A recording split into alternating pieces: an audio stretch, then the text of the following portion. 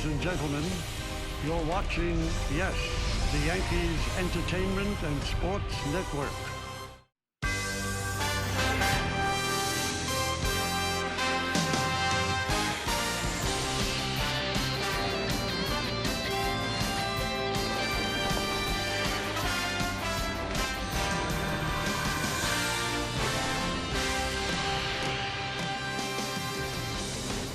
It's a beautiful early evening here in St. Petersburg, but this game will be played under a dome as it is time for baseball.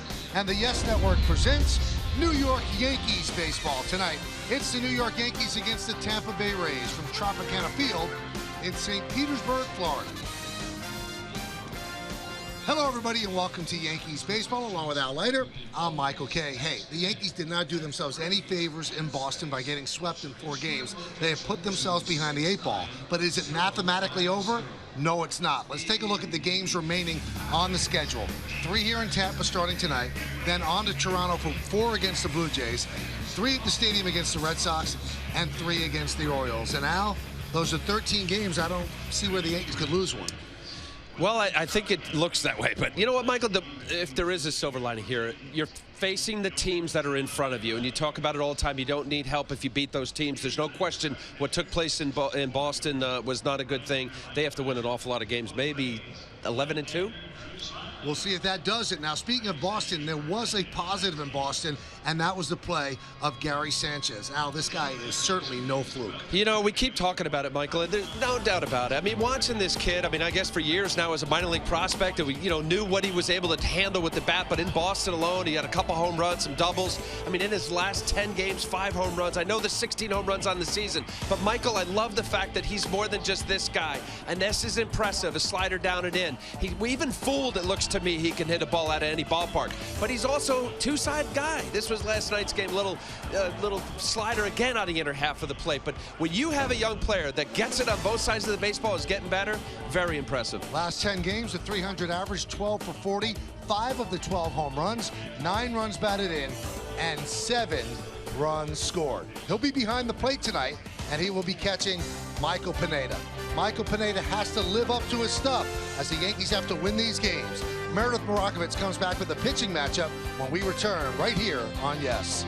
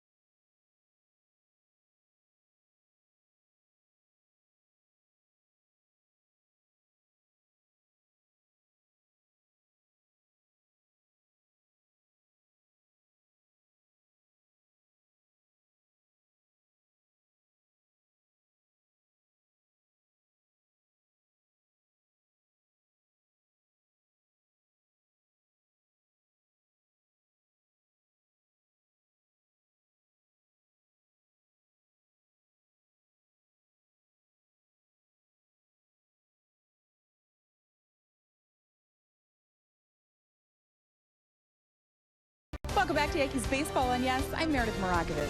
It's time for tonight's pitching matchup brought to you by People's United Bank NA. See what know-how can do for you. Kevin Cash will send Drew Smyly to the mound, and although the numbers don't necessarily pop out at you, he has been pitching much better since the All-Star break, and he's pitched incredibly well against the Yankees this season. The lefty has allowed just 2 earned runs in 13 innings pitched. Meanwhile, Michael Pineda will go for the Yankees, and his season can best be described as a roller coaster ride. We've seen when he has that A-plus slider and can command his fastball, he is practically unhittable. Unfortunately, the other times, he has been inconsistent. If you take a look at the last 3 times out, he's kept the Yankees in the game. However, he's failed to get out of the 5th inning. Joe Girardi saying they could use a little more length from Pineda tonight.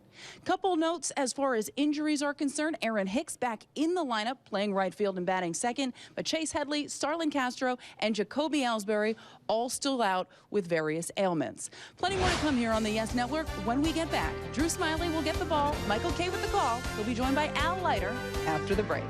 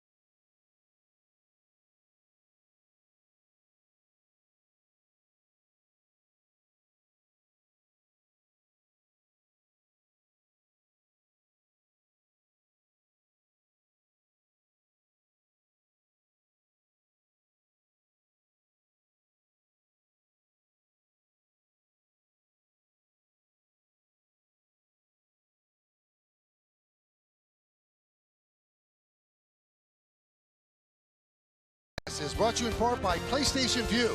Live TV, no annual contract, and no surprise fees. By Honda, great deals are waiting at your Honda dealer. And by Heineken, open your world. Inside Tropicana Field, the Rays have taken the field. Drew Smyly about to begin his warm-ups. Let's take a look at the Yankees starting lineup. That's going to face Smyly, and it's presented by Lexus. The left fielder, Brett Gardner, will lead off. Good numbers against the Rays in 13 games this year. Aaron Hicks off the DL. He'll be in right field batting second. Hitting third, the catcher, Gary Sanchez. Billy Butler, the DH, is going to clean up. The number 5 hitter, first baseman, Mark Teixeira. Didi Gregorius at shortstop will bat 6th. Batting 7th, playing second base, Ronald Torreyes. Donovan Solano at third base is going to bat 8th. And batting 9th and playing center field, Mason Williams. Jacoby Ellsbury out, knee sore. Back injury to Chase Headley, he's out. And there's one more. Oh, Starlin Castro, he's out as well. That's a lot of firepower to be out. Yeah, it is. And there's the pitcher that'll be facing the Yankee lineup tonight, Drew Smyly. 28 starts, the 7-11 Record 4.98. He's pitching better of late, no question about it. Early on, struggled much more. Let's take a look at the pitcher's scatter report. Brought to you by your Tri-Honda dealers. Has Yankees number in each of his 5 starts. Career starts against the Yankees, 6 innings or more, 2 runs or less. In his 2 starts this year, he won both of them. This is what he has, folks. Fastball, curveball, slider, change. His fastball sits right around 90. He'll max out 94 miles an hour. His go-to pitch is his curve and occasionally slider. And not a kid anymore. I mean, we'll talk about it tonight. This Rays team has been built on young pitching. He was the principal prospect, if you will, for the David Price trade back in 2014. But at 27 years old, you finally getting the chance to say, okay, this is what I can do as a big leaguer. And Drew Smyly at times, Michael, has shown why they traded for him or why he was such a prominent prospect in that David Price trade a couple years ago. Well, the Yankees continue this road trip. 3 games here in Tampa Bay, and then 4 in Rogers Center in Toronto against the Blue Jays. Then the Yankees finish with 6 games at home at the stadium, 3 against the Red Sox and 3 against Baltimore. So 13 games in all, and we begin that stretch right here as Brett Gardner digs in. He's ready. Drew Smyly is ready, and let's do it here in St. Pete. First pitch up and in, and we are underway. Bob Davidson, the home plate umpire. Dan Iassogna at first, Vic Carapaz at second, and Laz Diaz is over at third. So Bob Davidson behind the plate, you got a chance of a balk being called. That one is driven in the left center. Right there is Kiermaier, and he'll put it away for the first out. Why don't we take a look at the Rays defense, which is presented by Geico. We've seen Kiermaier in center. You've got Dickerson in left and Matuk over in right. Infield, Longoria, Ramirez, Forsythe, and Miller. That's third to first. Bobby Wilson is behind the plate, and on the mound is Drew Smyly.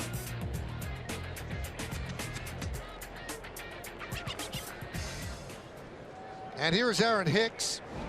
Went on the DL, retroactive to September 1st with a right hamstring strained. And here he is back in the lineup off the DL today, and he takes a strike.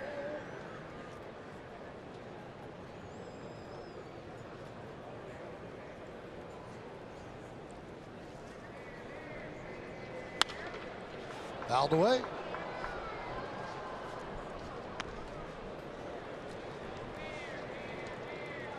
You know, Hicks was brought here to be the right-handed bat against left-handed pitching.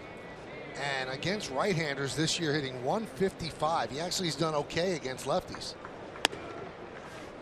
Pitch upstairs. 242 against lefties.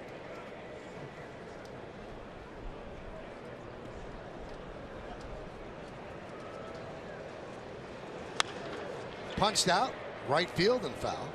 I think, Michael, Aaron Hicks, along with others on this roster, trying to figure out where they will fit in the puzzle as we keep talking about the baby bombers moving forward. Trade was a top pick a few years ago, the Minnesota Twins, and where does Aaron Hicks fit in the equation? A base hit up the middle for Hicks.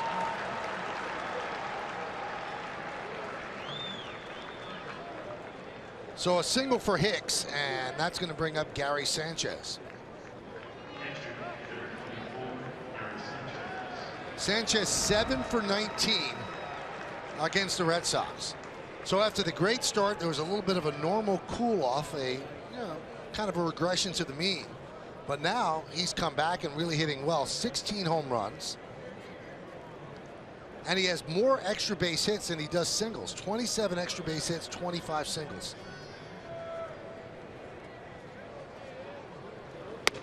And a strike. You know what, Michael, just watching him, and I know in the Open showing a couple home runs and some doubles. Even on breaking balls, you look for a guy, especially young hitters, generally speaking, they're good fastball hitters. You don't get to the big leagues if you can't hit a fastball, but he's been fooled, and they're not just base hits. He's in home runs with one-handed front arm swings. Take a look at the American League leaders for rookies in home runs, the Honda League leaders. So the Rangers, Nomar Mazara with 19. Gary Sanchez, who's not been up all year, obviously, 16, tied with the Twins' Max Kepler, and then Tyler Naquin and Daeho Lee tied with 14.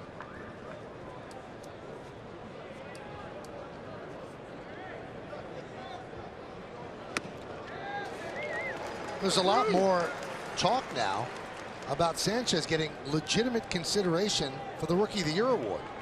Now, Michael Fulmer with the Tigers has been outstanding, and until a couple of starts ago, he was being considered for the Cy Young award. So it'll be tough to beat out a pitcher that's been here all year, but Sanchez certainly making a legitimate run. 1-2. Swing and a miss. Chases a fastball up and away, 2 outs. And a high fastball previous pitch from Smiley, and then the same thing you see where Bobby Wilson, Tampa Bay's catcher, trying to elevate. We saw that during the Dodger series, a lot of elevated fastballs to some of these younger hitters, and you get a young player, and Sanchez isn't immune to it, to where you get in the bad count, the hitter does, they start swinging at pitches out of the zone. Here's Billy Butler, 4 for 9 with the Yankees. Joined the Yankees when they were in Boston.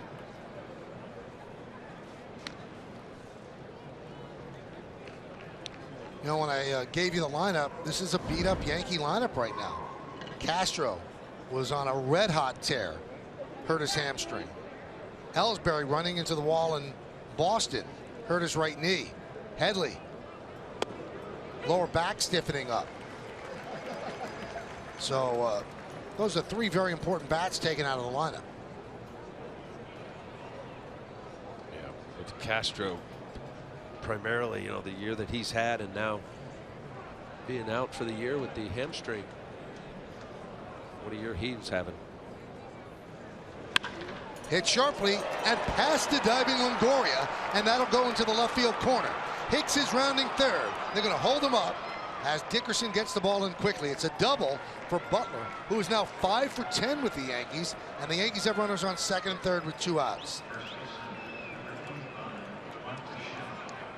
The veteran Billy Butler, all the years with Kansas City and then Oakland, gets a fastball inside, just turns on it, not inside enough, looked more middle inner half. Smoked it by Longoria. Good effort there. Talk about Billy Butler since coming over to Yanks. 5 for 10. Yeah. Here's Mark Teixeira. Smiley will work from the full windup, second and third, 2 men out. If you get a chance, you've got to read the Q&A that Fox's Ken Rosenthal did with Teixeira. Really a great retrospective on his career, what he's thinking going into the final 2 weeks. Interesting stuff. And the main thing you get out of it is, he said, you don't realize when you're young how tough it is to play this game and how tough it is to stay healthy and to go out there all the time and be a 155 game a year guy. He said, now it's almost impossible for me. He said, I really wanted to play more, but my body just said no.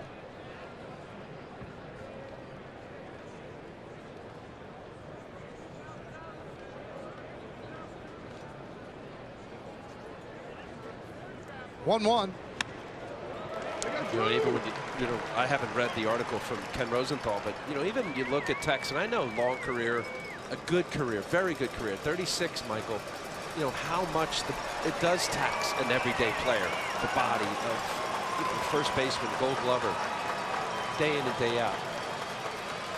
1-2, popped up and out of play. When you look at Teixeira, Mike, you know, 156 games, 158, 100, you know, he was that guy. Twice in his career, he played every single game, 05, 06 with Texas.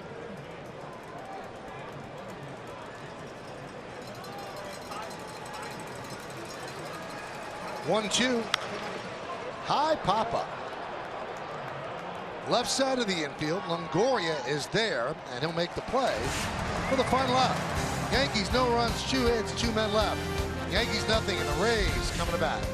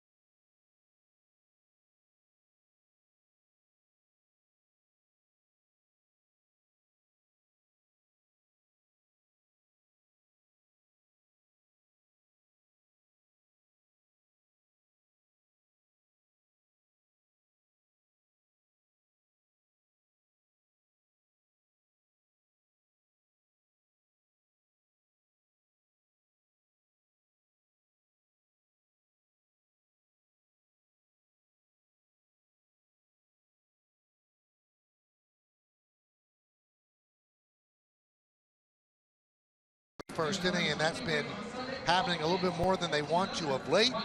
So now Michael Pineda takes the mound, and this is the Rays starting lineup that he's going to face. Logan Forsythe, the second baseman, leads off. Batting second, the center fielder Kevin Kiermaier, hitting .245 overall, but in 10 games against the Yankees, .343, 6 extra base hits, 8 runs scored. Then you've got Longoria at third, Miller at first, Dickerson in left, Mikey Matuk in right, Alexi Ramirez the shortstop, the DH Richie Schaefer bats eighth, batting ninth and catching Bobby Wilson. Michael Pineda on the mound. Be making his 30th start against Tampa Bay, the 27-year-old right-hander. There you see his numbers, very inconsistent. 116 third innings, 171 hits per inning, not great. Let's take a look at the pitcher scout report brought to you by your Tri-Honda dealers. Rough Rays, I tell you, the starts that he had against the Rays in 4 starts, 0-3 with a 9.31. Let's see if he can figure this out tonight against this Rays lineup. Sliders his out pitch, that's his go-to. Of his 184 strikeouts, 131 of them have been on the slider, and needs a more consistent third pitch. I think at times when you watch Pineda, it's a little frustrating for obviously Joe Girardi and Larry Rothschild because of his stuff, Michael. And you obviously see all of his starts, or most every one of them. 95, 96, a slider that at times he makes major league hitters look like high school hitters. But yet you look at the numbers and they say 6 and 11, 4.94. Yeah. So is it a mental thing, or is he mechanically not sound where he doesn't have the same release point? Because it doesn't make sense with that stuff to have a 5 ERA. A little cut fastball at 94. No, I don't think it's mental, because here's a guy that in 160 innings coming into this inning here, 46 walks. That is exceptional, especially for a strikeout guy. No, I just think it would make his job easier if you have another pitch to go to. Now, if we'll watch here, and I chart, and he's thrown all fastballs so far.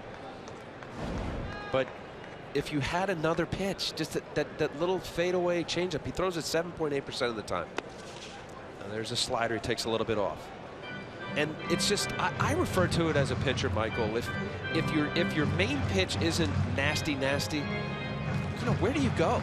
Everybody's got a fastball. He throws above average, but he's not throwing 100. And as a starter, what do we talk about all the time? Flip the lineup over. Get to, can you get 3 times around the lineup? Swing and a miss. Gets the fastball by Forsythe, but wouldn't you say his slider is a plus pitch? Yes. No. But so listen. But if you have a plus pitch, as he does, no doubt about it. Now now he's got 185 strikeouts, and not on a slider. That was a high fastball to Forsythe. It is. But you know what? These guys are really good hitters, right? So that's high cheese.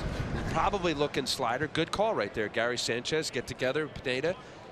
40% of the time he throws a slider. So far he's attacking this lineup. Pitch to Kiermaier is a strike.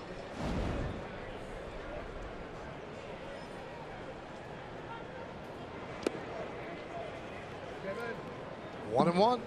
But that's 1+ pitch. I mean, you think about guys that have consistently great to good outings every single fifth day, right? It's not just one pitch. Coney, our coworker, right? He had 2 different breaking balls in that changeup, a split.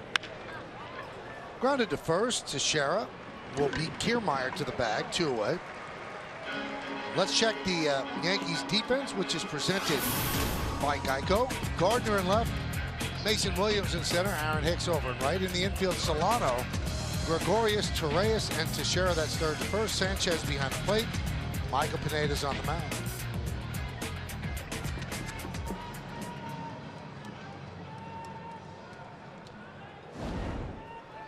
So here's Evan Longoria.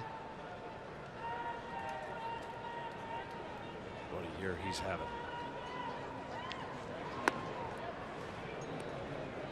And just the damage he does against the Orioles. I mean, his numbers against the Orioles are off the chart, and he always has hit the Yankees very well.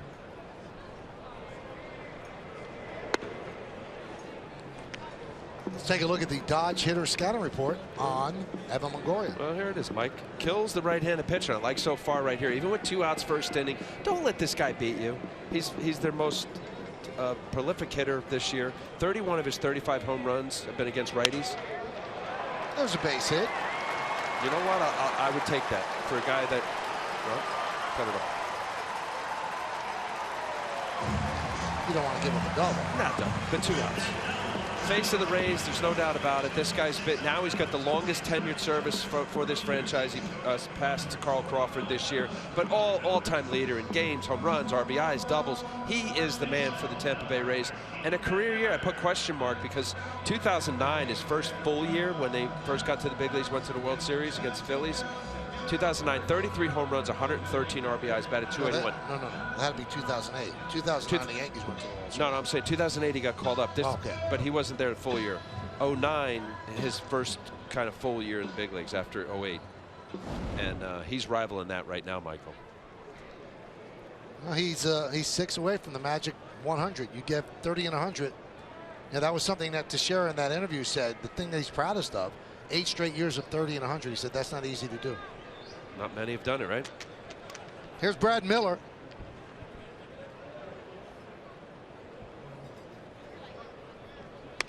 Pitch up and away.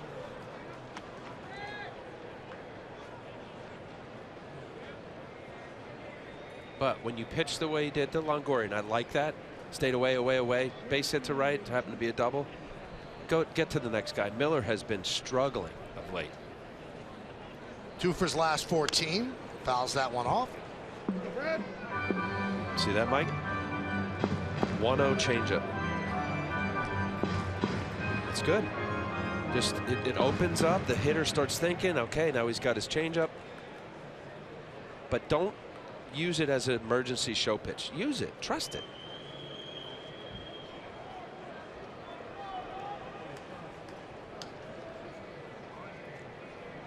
One. Waved at that one. 1 and 2.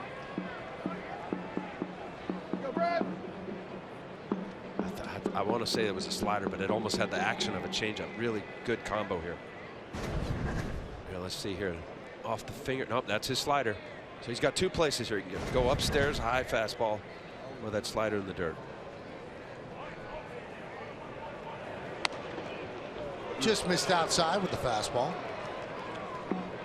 You could even go further back for Brad Miller. His last 15 games, 111, Mike. He kind of found a home. They know he's not a shortstop, former #1 pick. Keeping him at first base.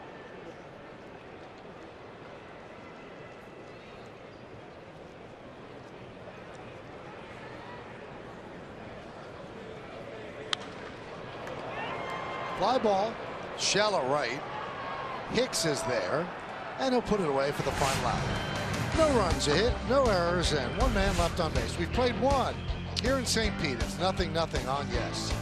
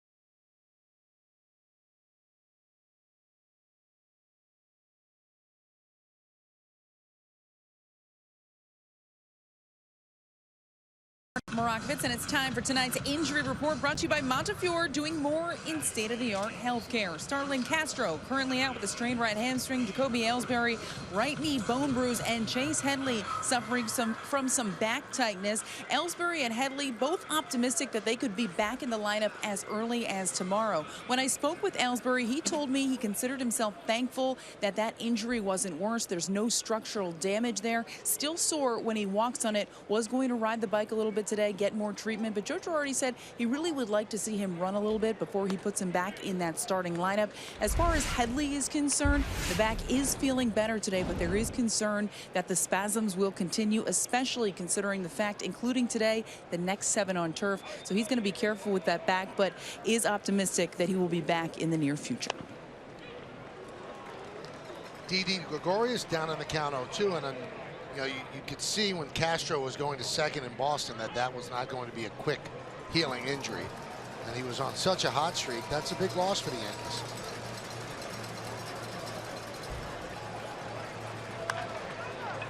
Grounded to second. Forsythe gets Didi. Here's the Castro injury in Boston. So he hits what he knows is a double. Running hard out of the box. And then right there.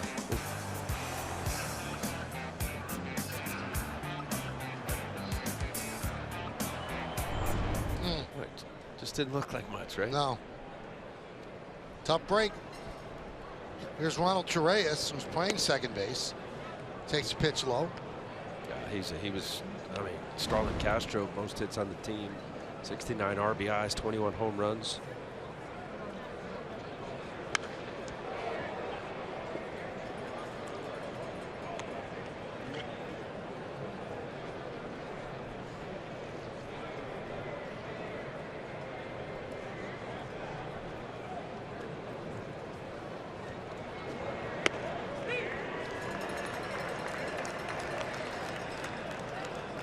Count 1-2 on Torreyes.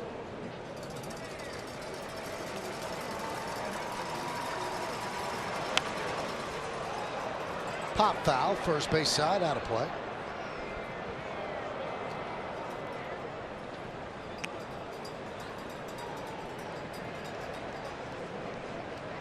Torreyes getting a chance, right? Unfortunately for injuries, but you get to see Ronald Torreyes a little bit more, see how he handles both righties and lefties. Actually, against left-handers, 200 against 290 right-handers. Well, if you had said in spring training that Ronald Torreyes would make the team and never be sent down, I don't know if you could even get odds on that.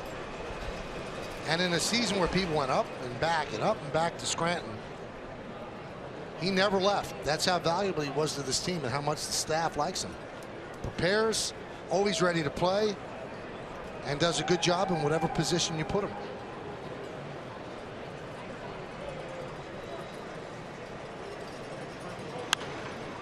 And did, kept his mouth shut, and as you said, prepared before the game. I mean, he went early in the season. It went a long time in intervals of not getting at bats. And I don't care, you're a young kid at 24 or wherever you are, you're antsy and you want to play.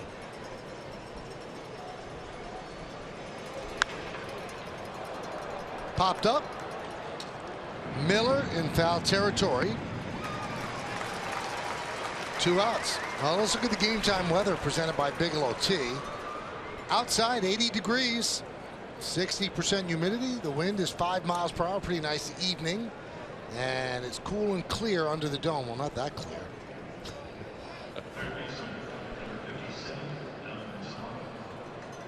It was raining pellets earlier. That's when you're in Florida, the rain showers.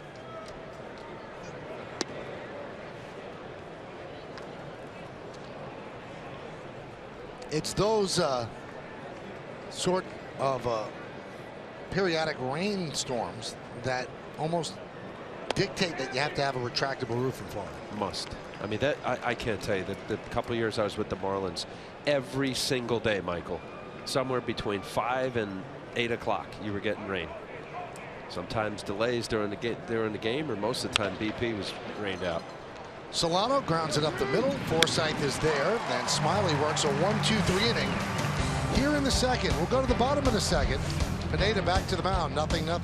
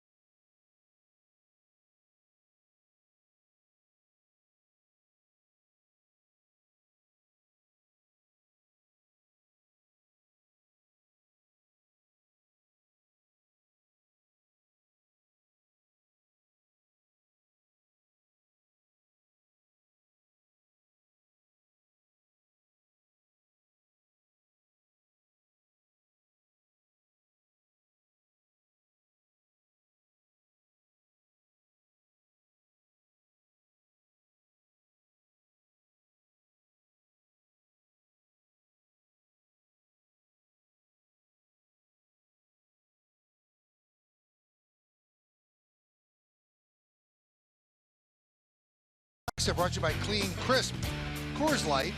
Regular rest this year. Michael Pineda, 5-3, 3.65. Opponents at 246. That's in 13 starts.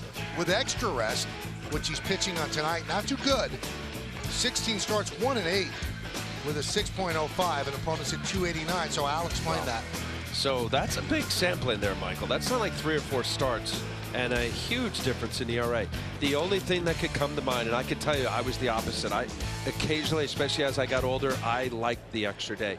You're amped. You're feeling stronger than you should. You overthrow. What happens to pitchers when they overthrow if they don't have impeccable command? You throw in a lot of hittable pitches, usually up in the zone. That would be the first broad stroke answer that I could give to that. That's why it's hard to manage a staff. Like earlier in the year, we thought Tanaka had a pitch on extra rest. Well, if you give him extra rest, then everybody's going to get extra rest, and some pitchers don't like extra rest. But then in the second half of the season, Tanaka's been great on normal rest. You know, I mean, it's... New pitchers are very delicate creatures. I wasn't. Listen, I think this is ultimately it. And I always, you know, I get questions asked periodically. You know, how often did you feel 100%? Michael, I can't remember games where you just didn't have something wrong. Something didn't feel right. Those are 2 paint pellets. Perfect fastballs away. So you deal with it. And as you get a little older, you kind of know which is the ache and the soreness and how I pitch around it. Or if I'm not feeling great warming up or even the night before, okay, I'm not going to panic. Keep the ball down. I'll use more off speed. Pitch backwards early. Maybe I'll find my fastball as the game goes along. You know, it's pitching. It's the nuance of everything. You know, we evaluate, we look at it. I mean, statistics and sabermetricians and everything is charted. You know, there's still a human body in there with a, you know, with a heartbeat and a brain and, you know, movement to try to be precise. And the great ones do it more consistently.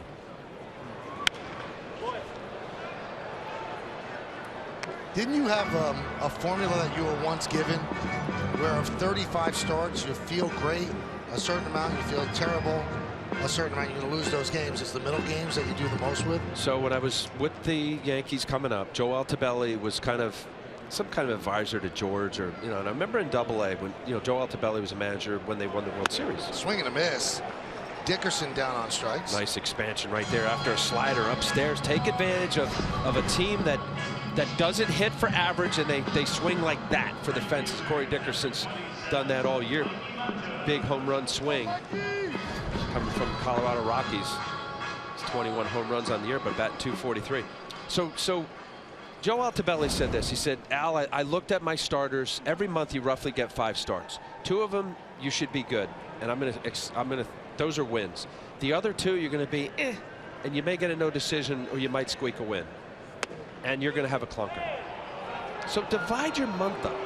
So then you're going to have 6 clunkers you know about in a year. At least. So there's your 6 losses. You have 2 wins. So you multiply that by 6 months. That's 12. And then those other 3 and 4 starts that make your season. Yeah, we watched the 6 1/3, 4 runs. Your team gets 6 runs, you win. And that's an 18 and 12 season. If you take that 3rd and 4th game and no decision, occasional loss, you're an all-star. Yep. A rich all-star. 1-1. Waves at that one, 1-2. That's a good slider. So far, I know it's only 26 pitches in here in the 2nd inning, but he's establishing his fastball. And you want to do that, especially when you have a history, and this is his now 5th start this year against Tampa Bay. Nice pitch. I think that was the changeup, Michael. 3 strikeouts for Pineda. Take a look here. Is that a slider? Almost like a backup slider. Yeah, it's just straight down. Almost, occasionally, and he does it on purpose. You can change the angle on your hand and get. Now here, this is one that goes straight down, and then he'll get his hand off the side a little bit and get more of that from inside to outside corner. That's a good pitch. Here's Alexi Ramirez, and there's a strike.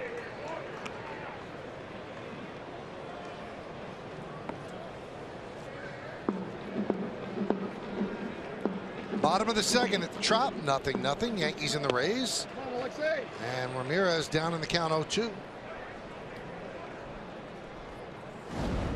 I see a swing like that. I'm just going to say, see if you can hit it. Throw it again. Ramirez, better fastball hitter, puts the ball in play.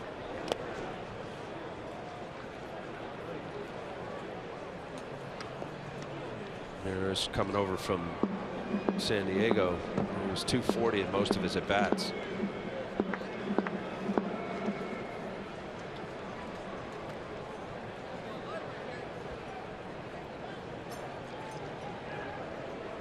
And the 1-2. Fastball upstairs.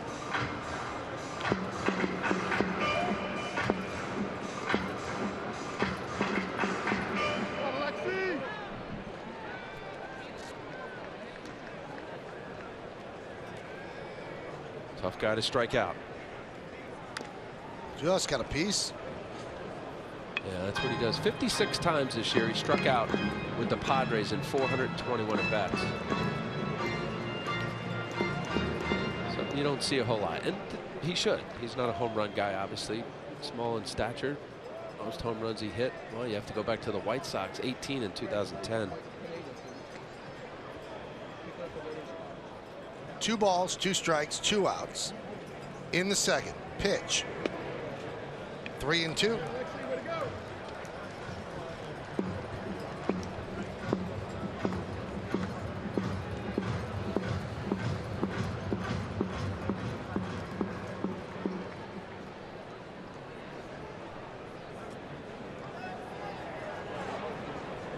Torreyes shades up the middle for Ramirez, who worked a walk.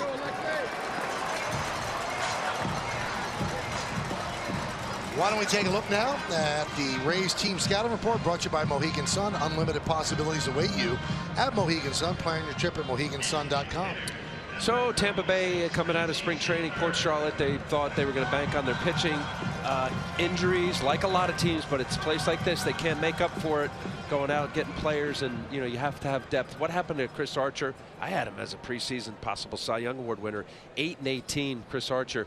All or nothing. I mentioned about this lineup, Michael. They're last in hitting, and they're 4th in home runs in the American League.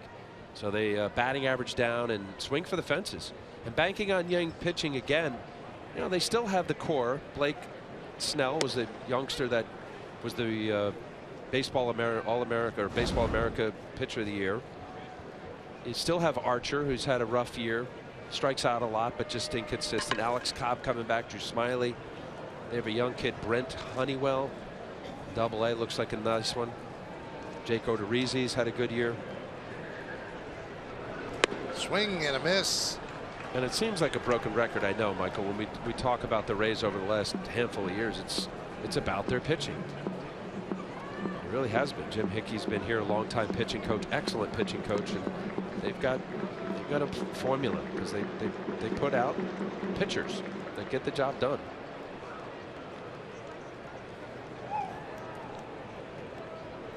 The 0-2, swing and a miss, so he strikes out 3 this inning, 4 so far in 2 innings. And the Rays strand 1. We'll go to the 3rd, 0-0.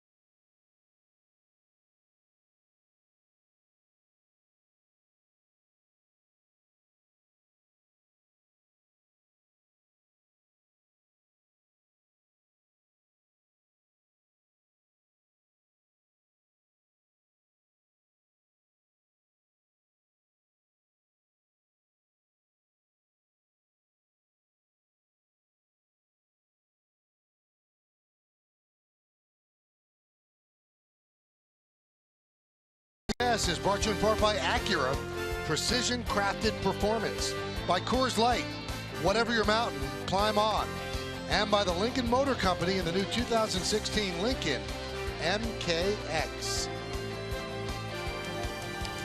So Pineda with 4 strikeouts through 2 innings, but a 0-0 game as we head to the 3rd. And Mason Williams will lead it off. It'll be 9-1-2 in the Yankees order against Drew Smyly. Mason Williams 4 for 9 against the Red Sox and had some good at-bats. Does a good job in the field. You wonder how he though figures into the long-term plans for the Yankees, because they essentially have 2 Mason Williams type players. You've got Jacoby Ellsbury, a speedy left-handed hitting center fielder, and Brett Gardner, speedy left-handed hitting left fielder. So how does Mason Williams play in? Does he become trade bait? Do they trade one of those other guys? So the Yankees getting a good long look at Mason Williams. And he's been in the organization since 2010. But yeah, I mean, you pose a good question, Michael. You know, you get a prospect like Mason who's been around a while now. 6 years is plenty to have built up a body of work. Had a nice year. While limited at bats, 296 in AAA. Coming back from a bad shoulder injury last year, just diving into first base.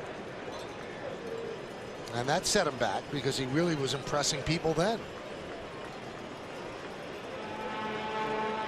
2-2. Swing and a miss, and Williams down on strikes. Al, how many bad teams did you play on that were out of it with a month to go? Not many, right? Not many.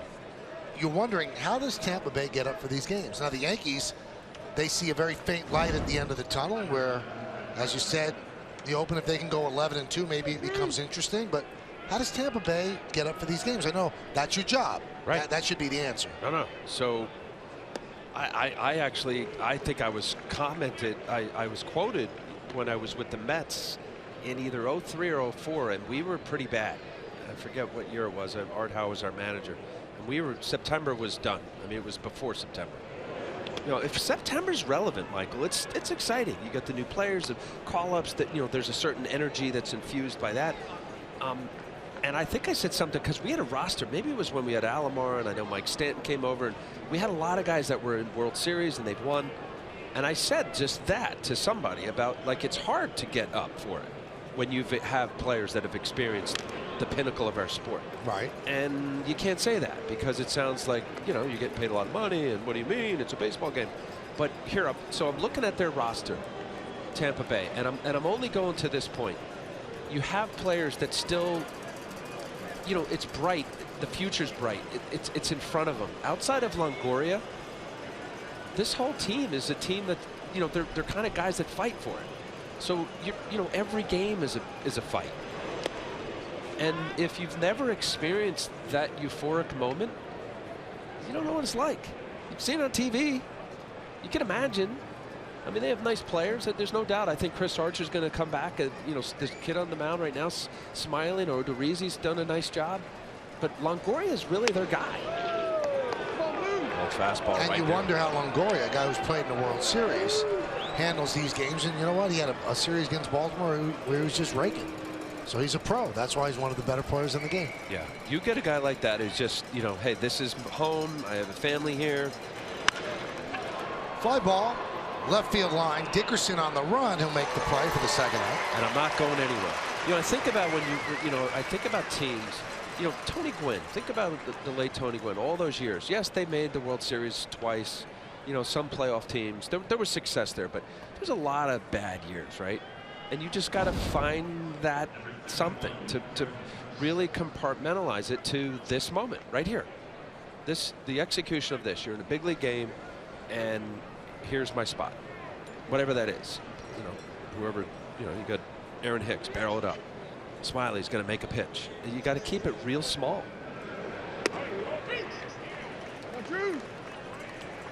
I would say that's an art. It's to not take in. It's mental toughness. The whole. That's mental toughness. It's not throwing stuff. It's not cursing. That's mental toughness. To blank all of that out and then right here, this moment, because that's all that matters. A mistake. Aaron Hicks hits it. Not. You know, double, home run, whatever. And how do you stay there? And that's the special thing. Those are your Hall of Famers. Those are your All-Stars. Those are your MVP guys. 1-1. Fly ball, right center. Kiermaier covers a lot of ground, puts it away. And the Yankees go down in order, 1-2-3. We go to the bottom of the third. Nothing here on Yes.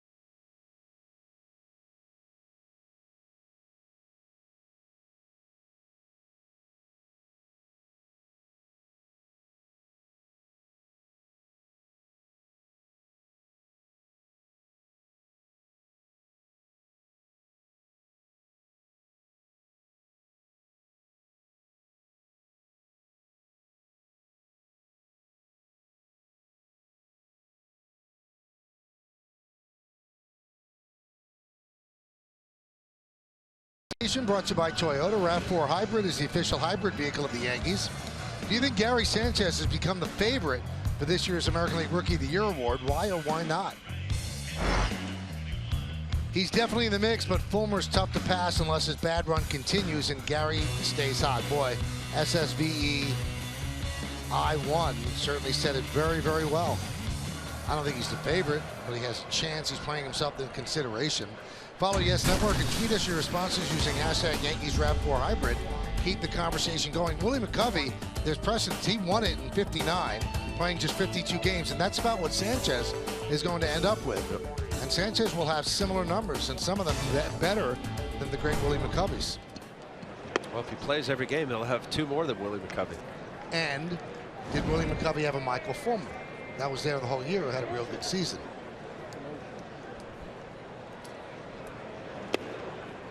You know, we brought this up before, Al. You could actually be considered for Rookie of the Year, get votes, and then you could be the Rookie of the Year next year as well, if you're under a certain amount of at-bats. And that happened with Greg Jeffries. He didn't win it, but 2 years in a row, he got Rookie of the Year votes. I was going to say, you've had those votes when you were a writer. Yep. How much of it will play into that he's a New York Yankee and the higher profile team? Does it matter? You mean I'm saying for a voter. New York bias, or? I'm not a bias, but I mean, it's. Well, I think that the fact that he's done a lot of it on the big stage. That's what I mean. They were in a race. That's going to help him. He certainly hasn't done it in a vacuum. Bobby Wilson strikes out. 5 strikeouts for Pineda. And all 5 of those strikeouts swinging. Yeah, he's doing a nice job. Gary Sanchez taking Michael Pineda through this, elevating and expanding. The swings and misses that you just mentioned, Michael, the 5, they all have been out of the zone, and a lot of them upstairs with that high fastball. Very impressive. Here was the first strikeout, Logan Forsythe, and there was a strike. A double by Longoria off the end of the bat over the head of Teixeira. That's the only hit for the Rays, and Alexi Ramirez walked. 5 strikeouts in 2 1/3 innings. And he's getting ahead of batters as well. 0-2 on Forsythe. Last time out, he elevated a fastball. Let's see if he does the same thing. Or, Al, do you try to outthink yourself? I got him on a fastball last time, so this time he's going to be expecting it. No. I'll throw a breaking ball. No, not if it's executed. When we're talking high fastball, after that slider, it should be upstairs. There. Where it was. Because you still got to hit it. I mean, Major League hitters, good ones, hit mistakes. Now let's see if he does the high fastball slider in the dirt. Yep.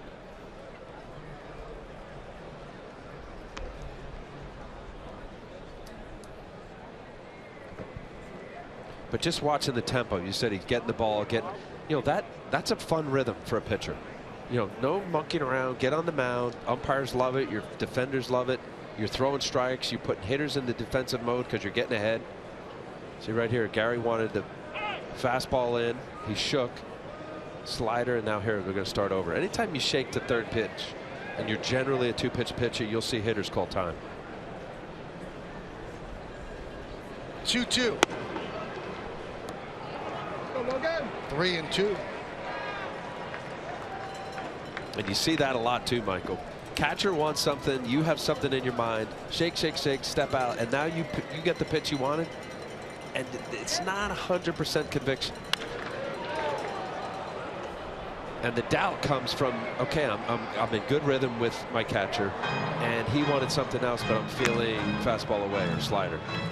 Did you ever have a game that you pitched that you never shook off once? No. Well, I also had, and I'm a believer of this, and I even at the go down to the high school level, college level, where pitching coaches and managers, they call all the pitches. I believe shaking creates doubt. So Cito Gaston, when I was in Toronto, he was a big guy proponent of shake. And if you are a 2-pitch pitcher, if he gets up there and shakes 3 or 4 times, I don't care if he steps out. Now there's just a little doubt. And at 90 miles an hour, you have 0.438 of a second. That's all you need.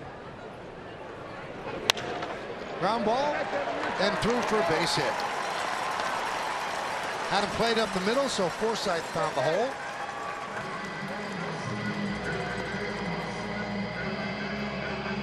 That's just a good hitting there.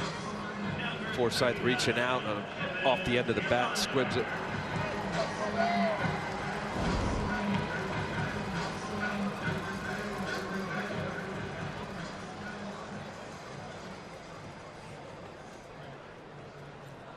Here's Kevin Kiermaier.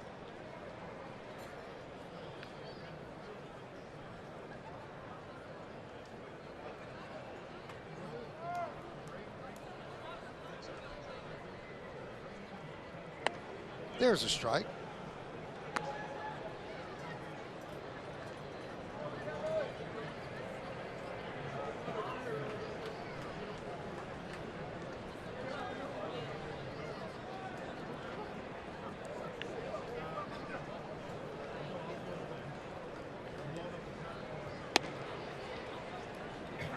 1-1.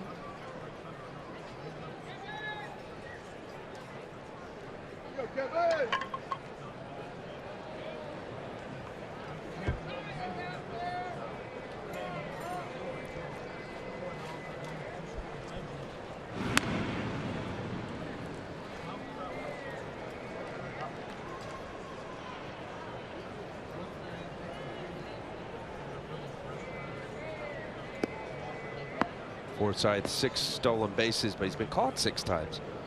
Not a good ratio at all.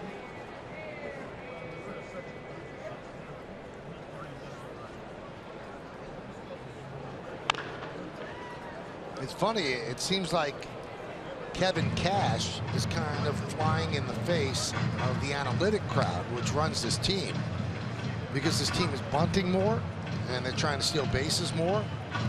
And that runs contrary to not giving up one of those 27 outs. But team's gotten off to a bad start, having a bad year, and he's trying to get runs any way he can, other than just sit back and wait for the homer. Rays are 64 and 85.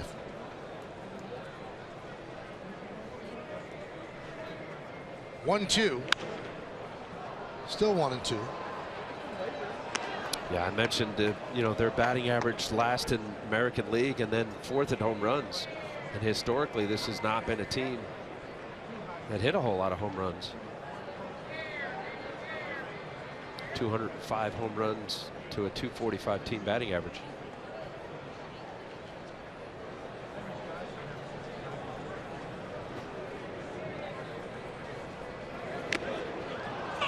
Swing and a tip into the glove of Sanchez. Strikeout number 6 for Pineda. Yeah, and a high fastball away. Kind of teased him a little bit in. Kiermaier missed a couple, and the slider in. You see kind of an emergency hack. I don't know if he was looking for that slider. And this is where I think right now what Sanchez and Pineda are working with, seeing more fastballs. And I mentioned it in the scouting report, 40% of his pitches up until tonight's start, have been his slider, 41.3. So this is good strategy for especially a team where you've got a lot of at bats.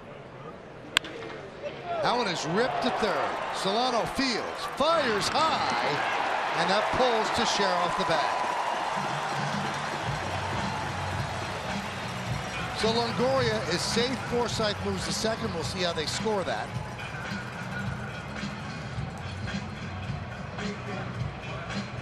He made the difficult part, which was grabbing the ball.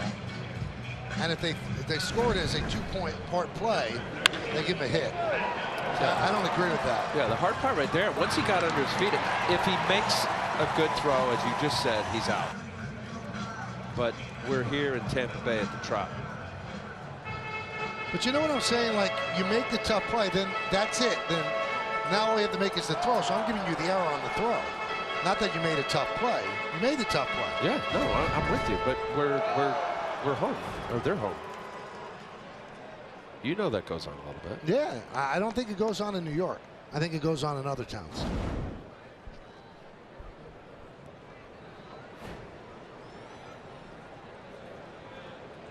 Here's Brad Miller.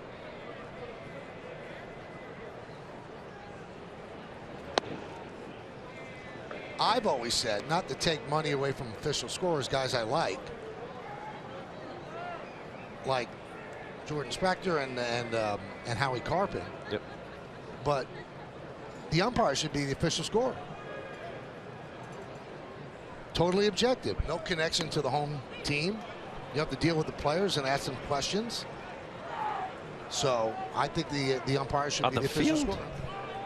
Or back wherever you are. I mean, all the 8 umpires sitting there waiting for challenges. I like that better. The umpires on the field, they're positioning and having a job to do. But there's somebody that's watching the play. Yeah. I don't know. I think so long as it's not a biased opinion, if you're from this vantage point, you see a lot how it develops, jumps, how far the ball actually is from the player. But you've been around baseball, and there is biased opinions. Hometown cooking. 2-1. 2-2.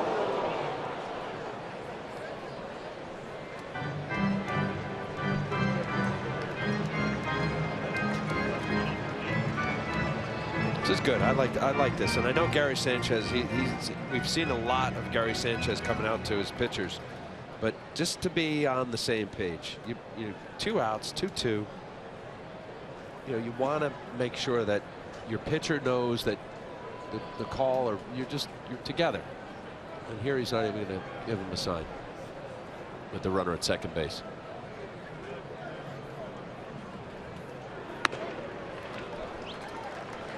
Three and 2 on Miller, so that will release the runners. First and second, 2 outs, a 3-2 count on the cleanup hitter and first baseman Brad Miller.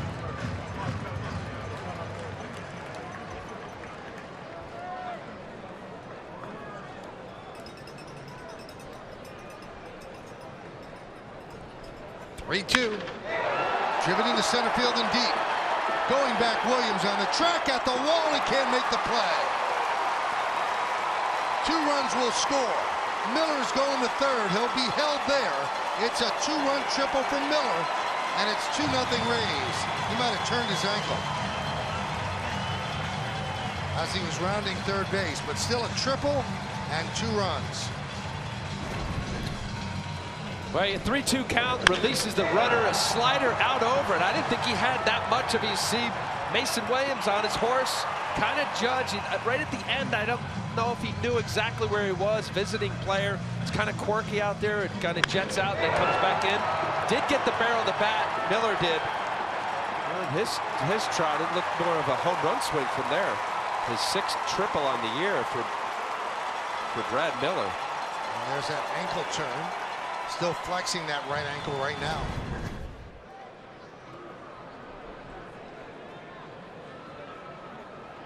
Al, right there, a microcosm of Michael Pineda's season.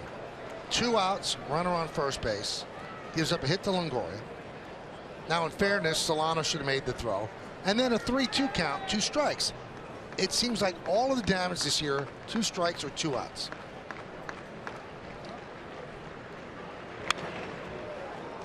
One and one. All right, so I'll be the supporter of a pitcher. Off the end of the bat, I hear you, and it is what it is. 2 runs are scored, and you're right. Strikes out the first batter, off the end of the bat. Forsythe squibs it through the hole at second base side. Punches out Kiermaier. You have 2 outs. Longoria, I don't know, was it hit? Was it an error? Now, it should have been an error, but it still was a scorched ball down the third baseline.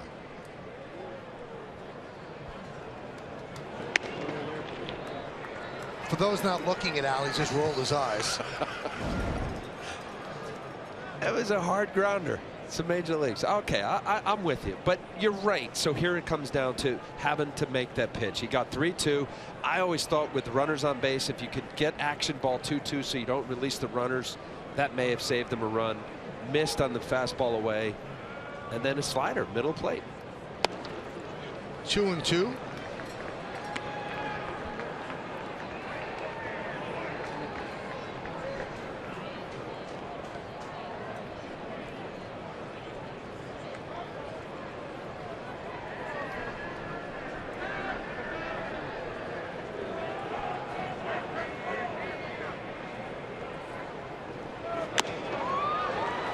Another strikeout, 3 in this inning, 7 on the game.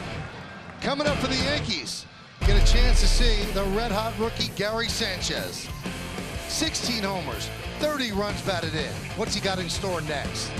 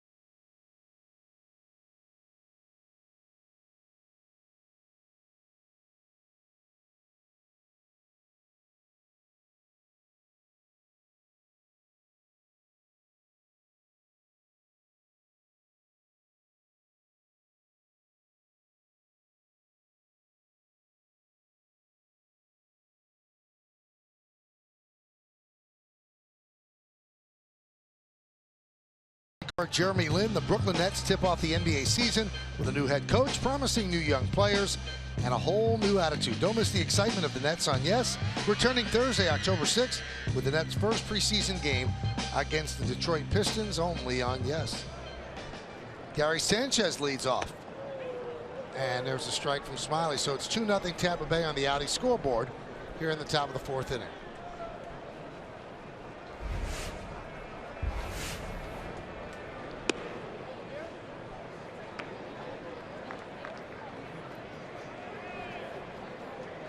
Sanchez struck out in the first inning, chased the high fastball.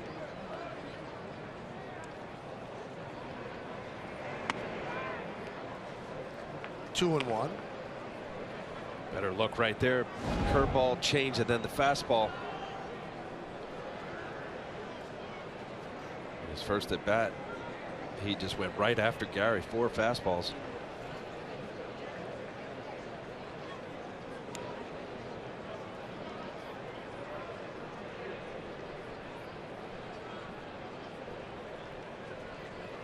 Two one. 3-1 on Sanchez. 2-0 Tampa Bay on the Miller 2-run triple.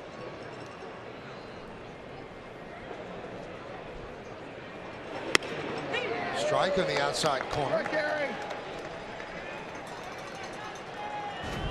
Stayed away. This could be a good shot right here. Corner. Yeah, no, now it's off the plate. See Bobby Wilson catch opponent in.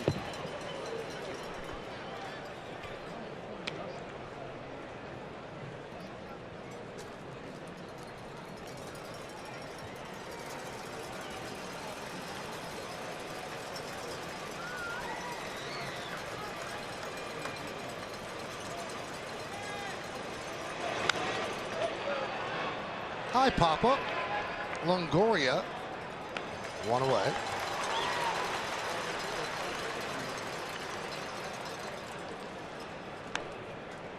He did a nice job after going away on Gary Sanchez. Comes inside, able to jam him. Good sequence of fastballs right there by Drew Smiley.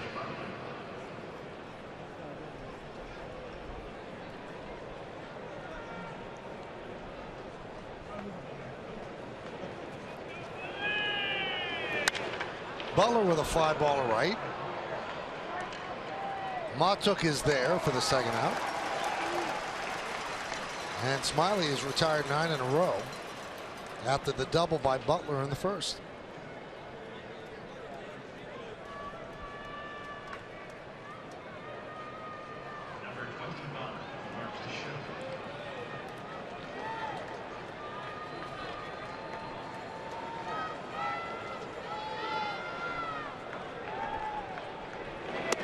And the pitch to Teixeira is a strike.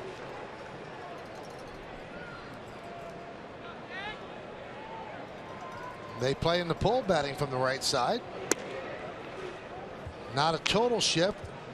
Forsythe, the second baseman, still on the second base side of the bag, shaded up the middle. Longoria deep at third. Ramirez in the hole at short.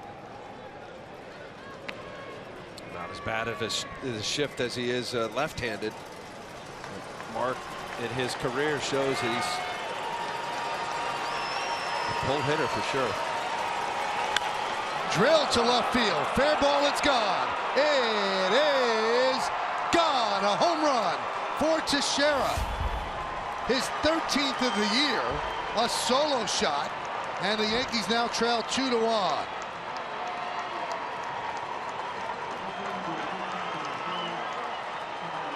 A little guy got the home run.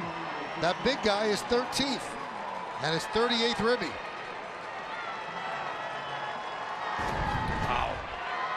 Only his second home run as a right-hander this year. High fastball. Talking about pull hitter. That ball was up, out over the plate.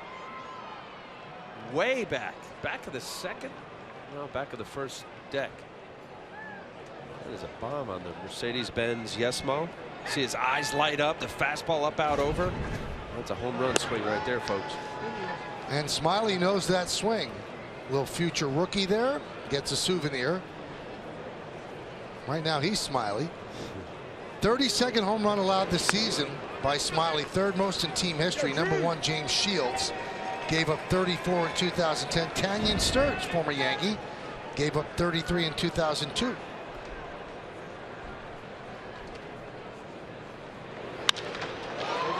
Fly ball, right center. And I guess it was Kiermaier who cut in front of Batuk for the final out. Teixeira's home run makes it 2-1 Rays.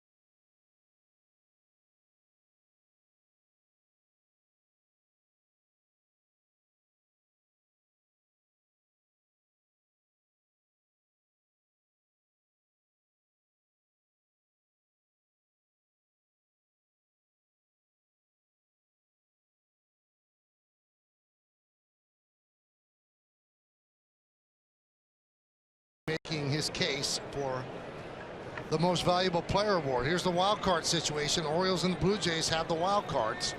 Tigers 2.5 back. Astros, Mariners 3, and the Yankees 4.5 off the pace.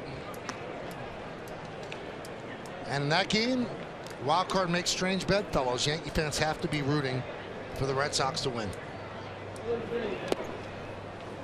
Oh yeah, whoever the team you have to beat or get to.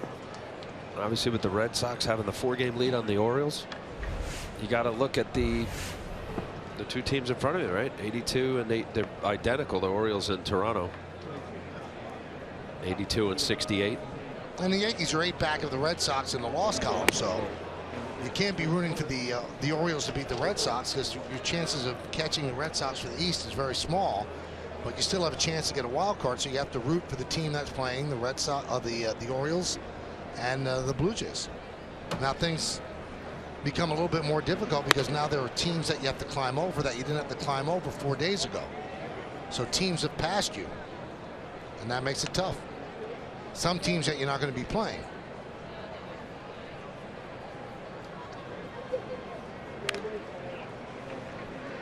Yeah, that complicates it more, right? I mean, you got Detroit, Houston, and Seattle in between the Yankees, and then eventually Toronto and Baltimore, whoever ends up being the 2 wild cards.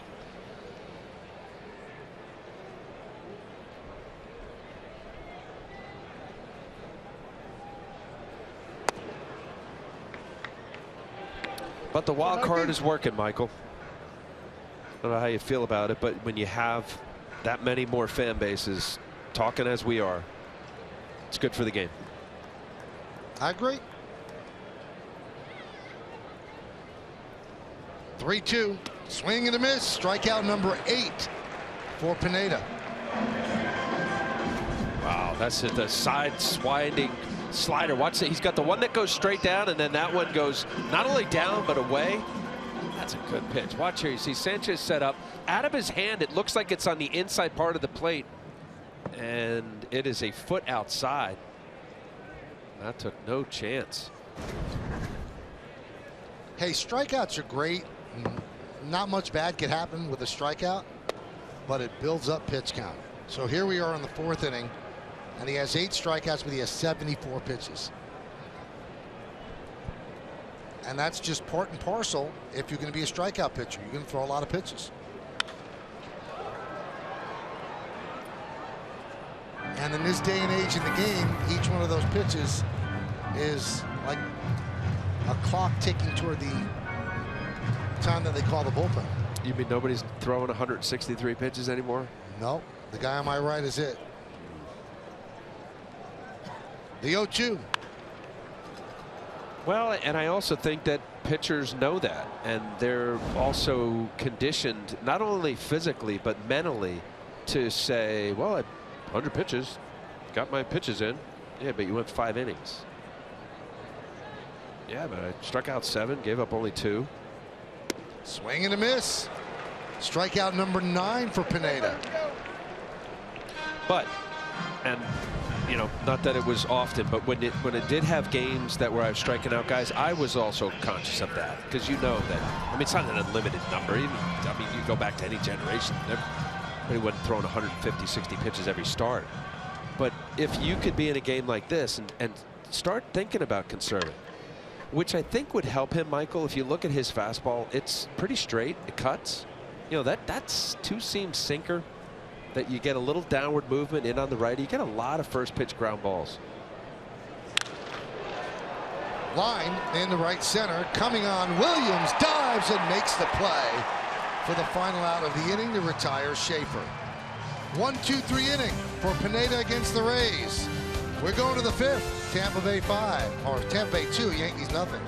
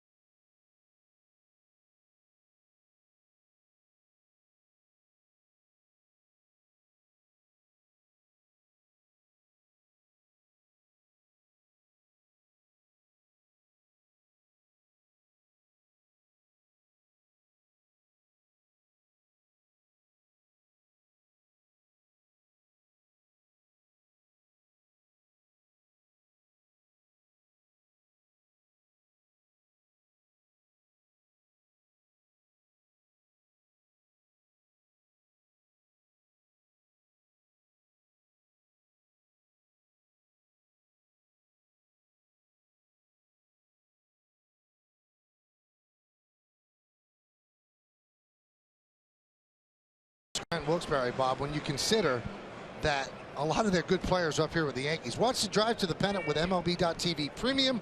Watch every out-of-market game live in HD on more than 400 supported devices and enjoy a free subscription to AppBat Premium, the #1 app for live baseball. Blackout and other restrictions apply. Visit MLB.TV today. Let me give you the right score. Tampa Bay 2, Yankees 1 as we go to the 5th on the Cadillac scoreboard. And there's a strike to Torres. It's a mistake, Al. What do you want? It's all right. It's right on our screen. Now radio. Different story.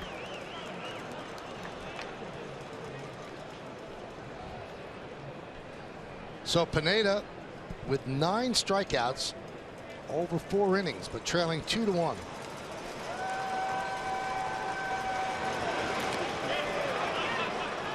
Swing and a miss. And Torreyes did not run, so the out is made at first.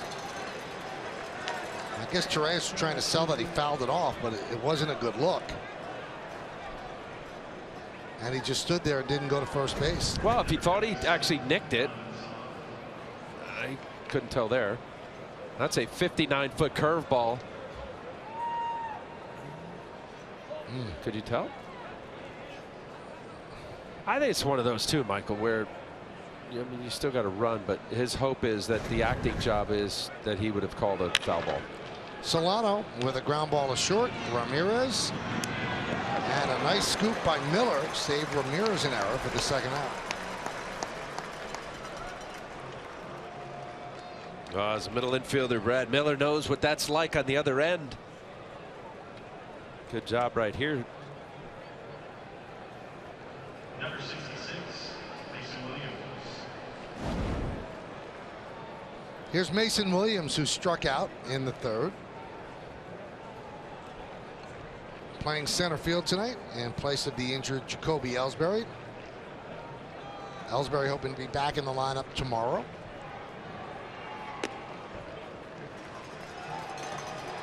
Oh, 0-1. To your point, I know, coming at it with Bob Lorenz, that, to have the AAA team, Scranton team, with decimated with players, right? I mean, they're all up here to do what they've done. Al Pedrique, the manager down there, has done a nice job. And it does matter winning in the minor league level. I know, having come up through the Yankees, like that was something that the late George Steinbrenner, it mattered winning the teams in the minor leagues. Williams with a fly ball to center. Kiermaier's there, and the Yankees go down in order 1-2-3. The end of 4.5. We're halfway through. Rays 2, Yankees 1.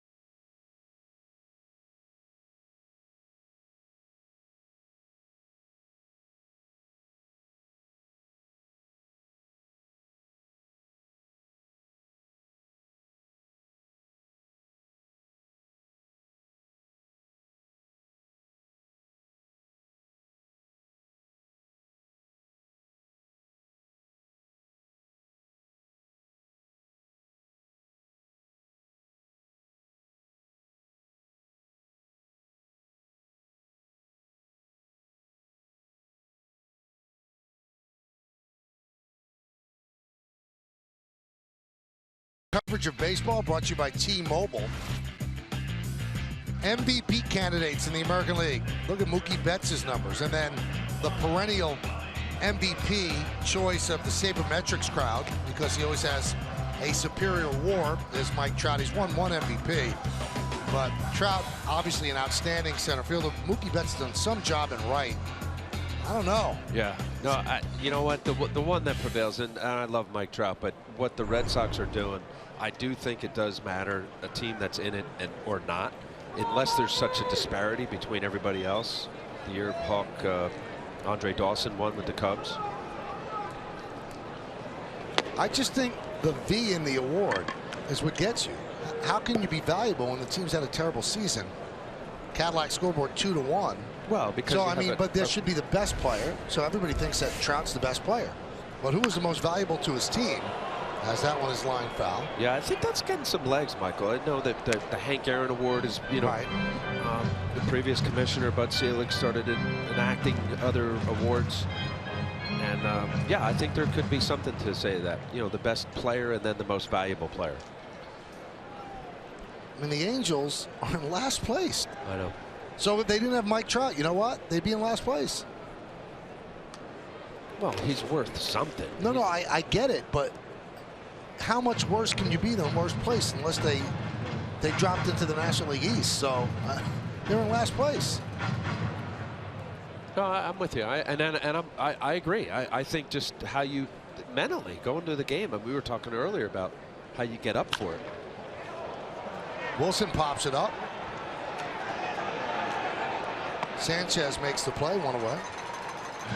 And by no stretch of the imagination am I dissing Mike Trout. He's a phenomenal player. But Mookie Betts has led the Red Sox to the top of the American League East, and he's been a big part of it.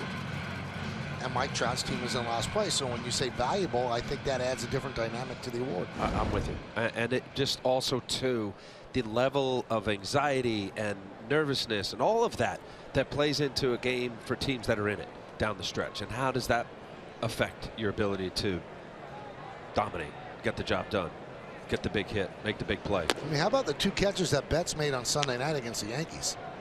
He robbed Teixeira of an extra base hit. Just great plays, and he's covering a lot of ground out in right field at Fenway Park.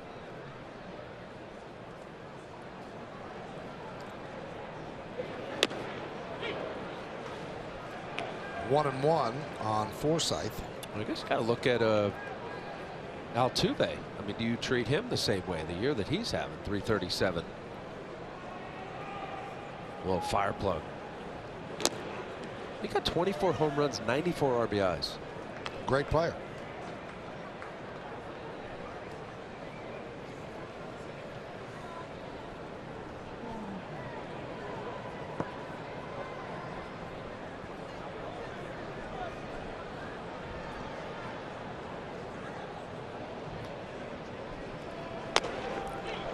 Two and two on Forsythe. That right there tells me 2-1 count. You have a fastball down the middle, and batter takes it. He's looking slider.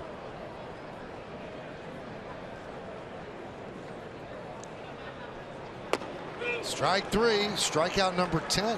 Excellent, Michael. I mean, it was so clear. You got a guy sitting. You knows that he's going to get a slider. He has historically. All heaters. Gets behind 2-0. Fastball, gets back into it. Takes the 2-1 fastball down the middle. This is better location right here. This is a pitcher's pitch. Corner. You see where Gary Sanchez holds the glove. Excellent. I have a question. Yeah. Well, why would he sit slider? If the guy throws a good slider, he can't hit anyway. Sitting on a pitch, he can't hit. No. If it's a slider in the zone, they hit it. Mike Schmidt used to always have struggles against Tom Seaver, and they said, "What are you doing?" He said, "Well, I'm waiting on the slider." But you can't hit it if he throws it well. Can't hit that pitch. So just sit on the fastball. So I'll defer because I stunk as a hitter. Tomorrow, I'm glad you asked this. I'm going to go down to Logan Forsythe and ask him, in your third at bat, was it 5th inning, 2-1 pitch, what were you looking slider? Now, if you're looking slider and you're thinking he's going to throw a bad slider, but if he throws a good slider, you can't hit it. If he throws a slider that dives down and away, you're going to miss it. True.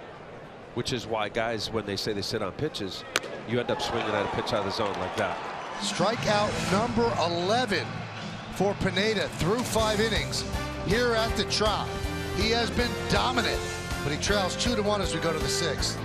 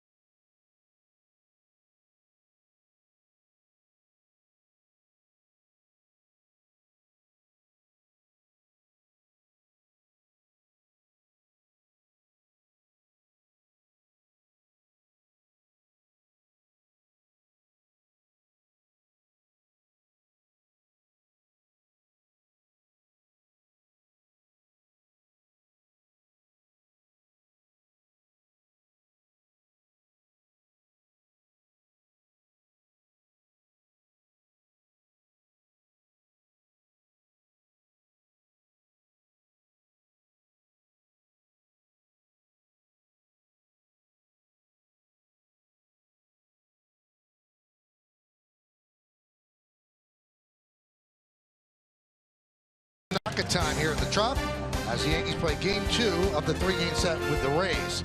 Start your game night at 6 with Audi batting practice today, then the Chevy pregame. Then we're back with the call right here on Yes and streaming live on Fox Sports Go. Tanaka against Cobb. Tanaka's pitched great. He has, right?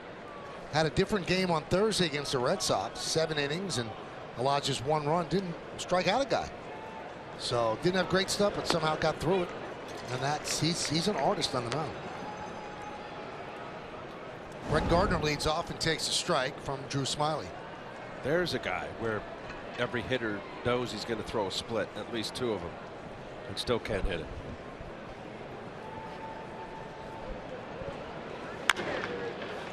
High pop-up. Matuk is there and makes the play. 1 down here in the 6th.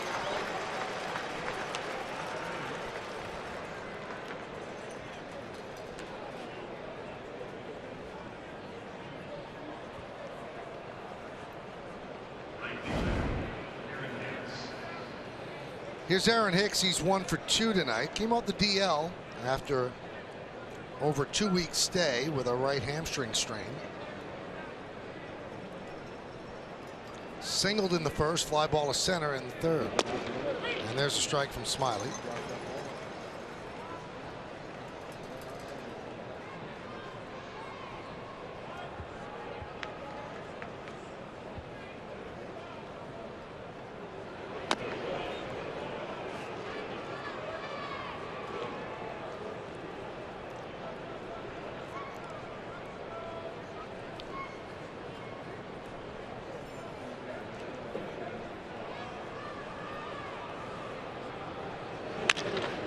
Grounded to short, Ramirez, and the Yankees go down 1, 2, 3. So 7 in a row retired. Oh, it's 2 outs. They go down 1, 2. So 6 in a row retired after the Teixeira home run. You know what? 3 days without a game, you're just not sharp. Fox had Saturday, ESPN Sunday, yesterday an off day. No excuse. You just made one.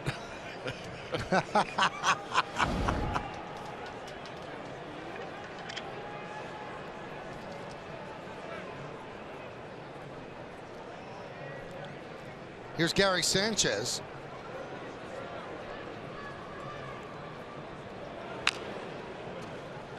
Oh and 1.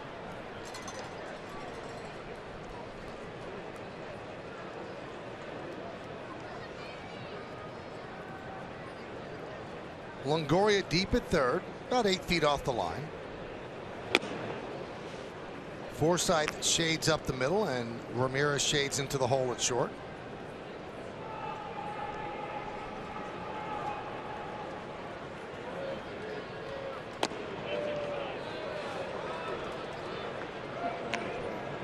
Pitch to take right there on the inside part of the plate. Home plate umpire Bob Davidson called it in.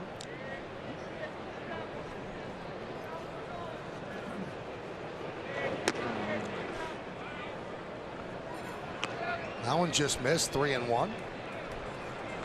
Top of the 6th inning, 2-1 Rays over the Yankees.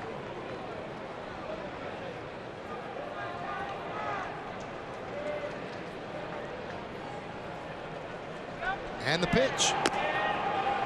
And Sanchez walks.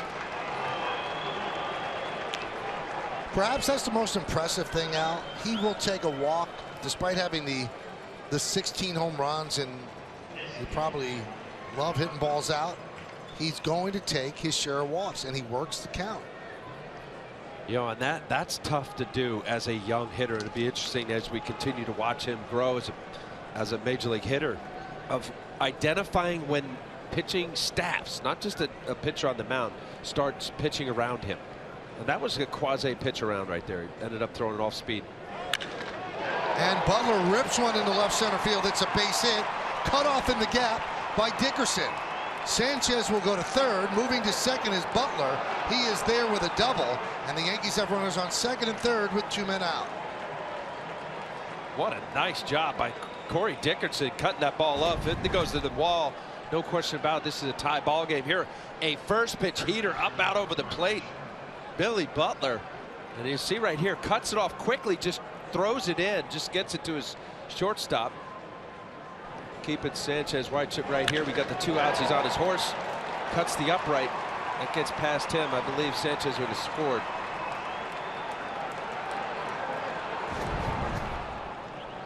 So here's Mark Teixeira. Chance to give the Yankees the lead. Also, when Ramirez got that relay throw, his first inclination is to look home to see if Sanchez is going. But he had a chance to get Butler at second because Butler was about 20 feet away from second when he got the throw. 2-0. Yeah, take a look right here. You see once he spins around. Let's take a look at Billy Butler. Nobody's at first. That was really the issue, Michael. You see Forsythe coming back. Second baseman was coming back on it. There was a double cut. Now they're going to intentionally walk to Shara. And they'll take their chances with Didi.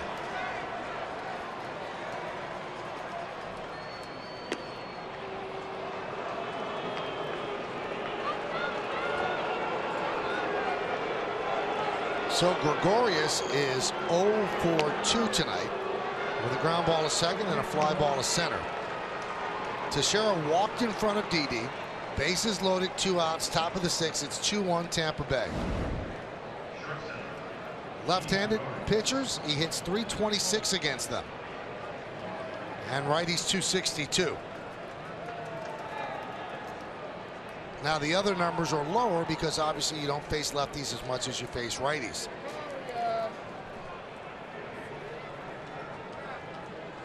Likes to jump early in the count, especially against left-handed pitchers. And he fouls it off. Got a fastball.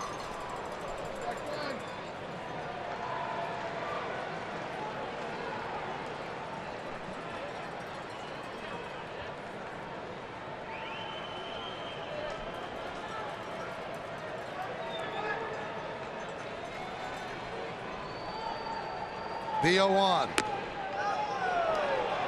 Fastball high, 1-1.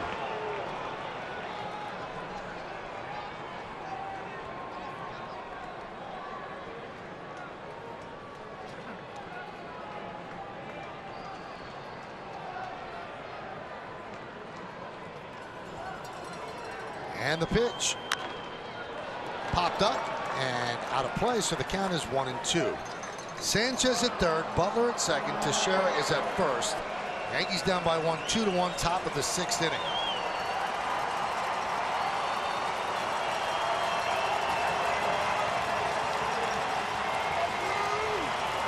Smiley coming right after Didi. 3 fastballs in a row. Didi doesn't walk a whole lot. They're attacking the zone. And the pitch. Fly ball, left field, backing up Dickerson. And he makes the play for the final out. So the Yankees threaten, and they leave the bases loaded. Michael Pineda has been dealing. Through 5 innings of pitching, he has 11 strikeouts. He'll face 3, 4, and 5 in the Rays order, starting with Longoria next.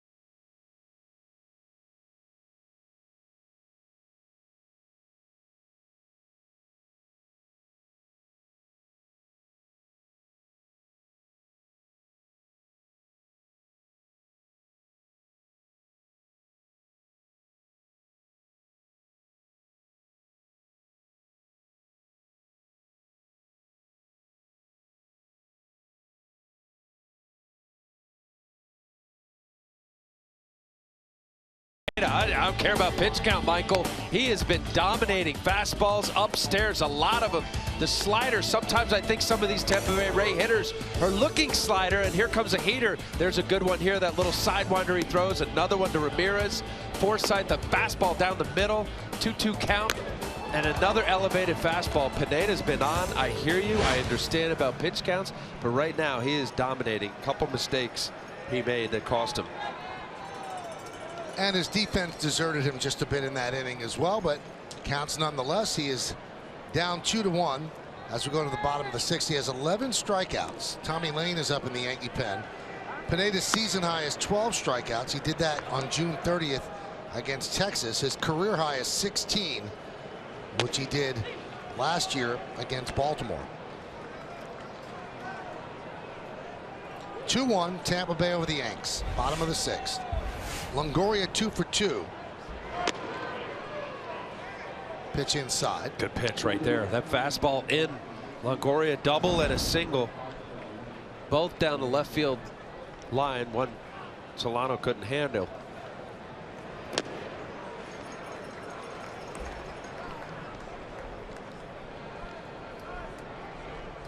Again, Longoria, 35 home runs. This is the guy that the proverbial, you don't let him beat you.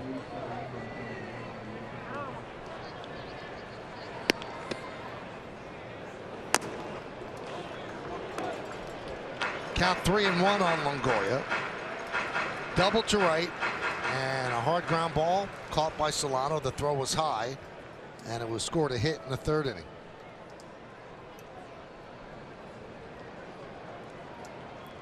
3-1. There's a strike.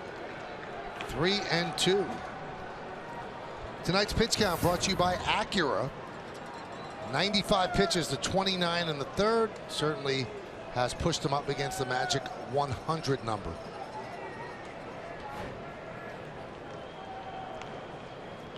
And the 3-2. Fly ball. Right center. Hicks is there to make the play for the first out. Yeah, got behind, did a nice job. 3-1, got back into the count. Brad Boxberger is up for Tampa Bay.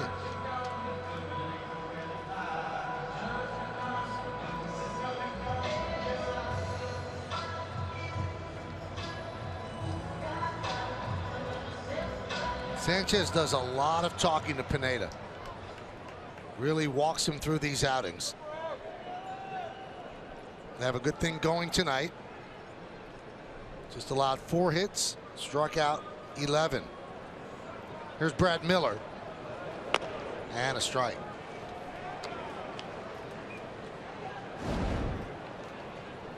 Brad Miller, the difference in this game, a 2-run triple in the third. That's past the diving Teixeira and into right field, a base hit for Miller. A 1-out single. Miller was struggling prior to these last 2 at-bats. You see the location where Sanchez wanted it. A fastball away. Teixeira, I know it's not what he once was, but as good as any first baseman is, certainly in his prime, just out of his outstretched reach glove. 98 pitches, 1 out here in the 6th, 1 runner on. Girardi has signaled for Lane with Dickerson due up. And Pineda not too thrilled. And Joe says he doesn't mind when you're not too thrilled. He doesn't want you to just go out of the ball game and give him the ball. And he makes the Verizon call to the bullpen. Girardi does. In comes Lane.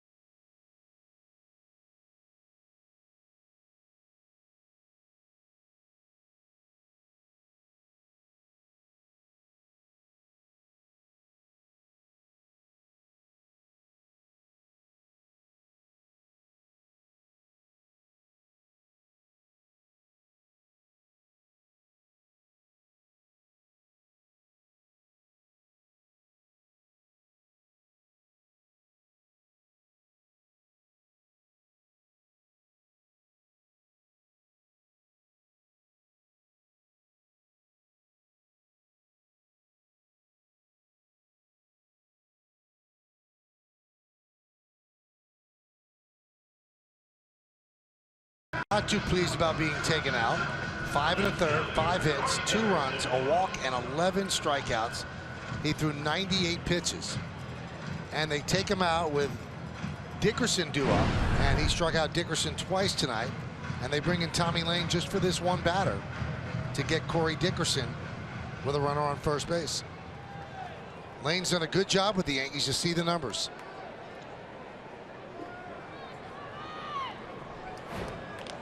Dickerson 2 for his last 18 with the 2 strikeouts tonight. Pitch is low.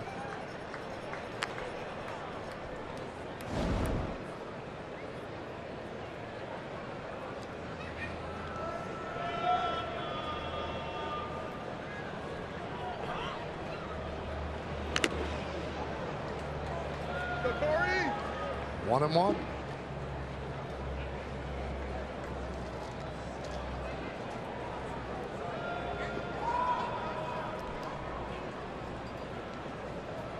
So the 11 strikeouts and the 2-run third inning drove up the pitch count to where Girardi didn't want to take any more chances in a 2-1 game.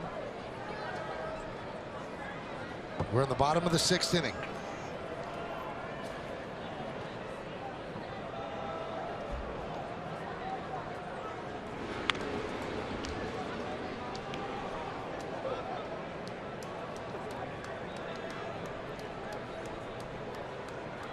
Well, I know that's where we are with, you know, us talking pitch count as much as we do. 9 of his 30 starts, Pineda, he threw over 100 pitches.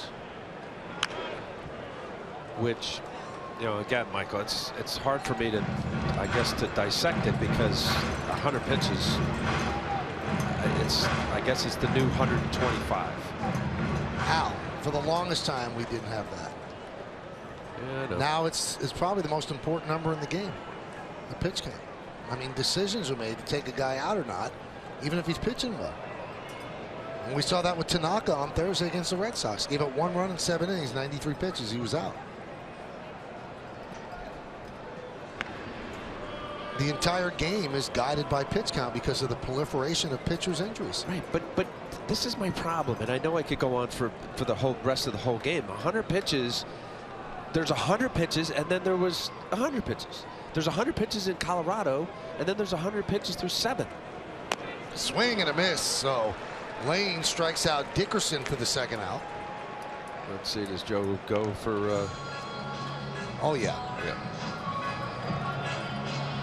So with Matuk due up, Girardi will call on Severino. So the 12th time that the Rays have struck out, that strikeout of Dickerson, he struck out 3 of those 12. And Girardi will call on Severino with 2 outs, a runner on first. Yankees down 2-1 here in the bottom of the 6th.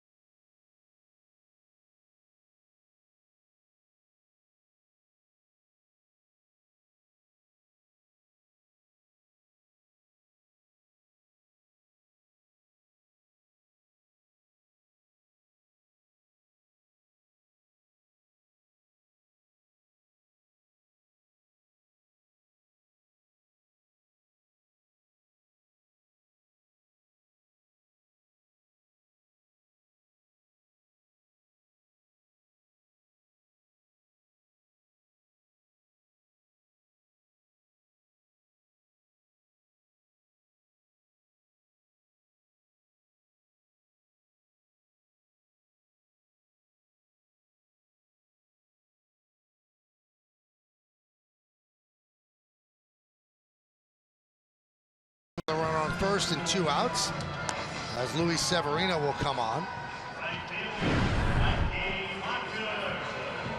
So this is his 19th game. The 9 starts, we know all about that at the beginning of the year. That's where all the bad numbers were accrued.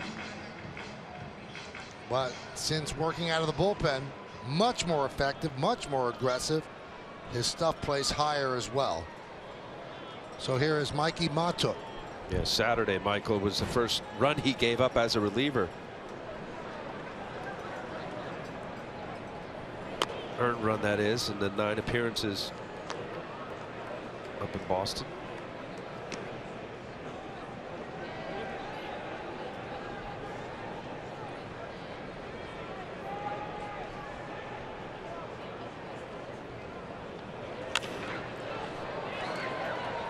One and one. As a reliever, 2-0, 0.45 in 9 games, a 106 batting average against. As a starter, the numbers gaudy on the bad side. There's a strike. 96-mile-an-hour fastball, 1-2. Perfect location, paint outside corner.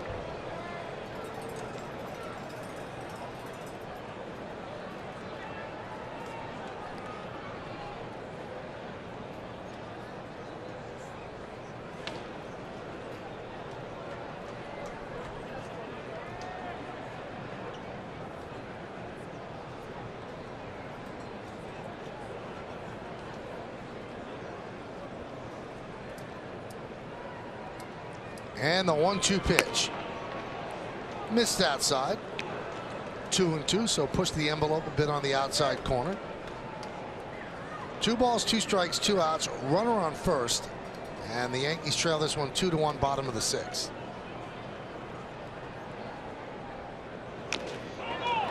Foul ball.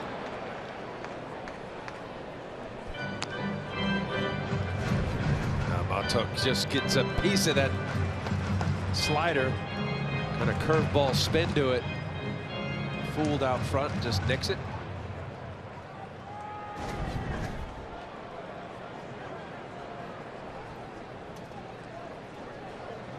Two. Swing and a miss. And Matuk down on strikes. No runs a hit. 1 man left. Let's go to the 7. 2-1 Rays.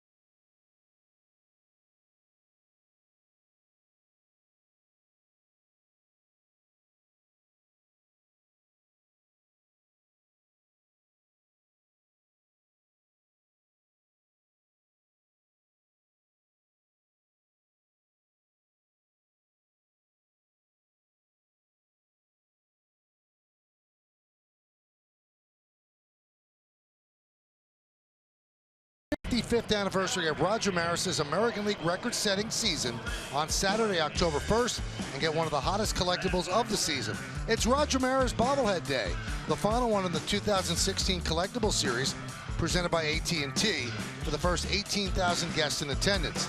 Now for tickets, log on to Yankees.com, visit the Yankee Stadium ticket window, Yankees clubhouse shops, or call Ticketmaster at 877-469-9849. Top of the 7th, GMC scoreboard, Tampa Bay 2 and the Yankees 1. The Yankee run off the bat of Mark Teixeira, 13th home run of the year. New pitcher for the Rays is Brad Boxberger as Smiley goes 6.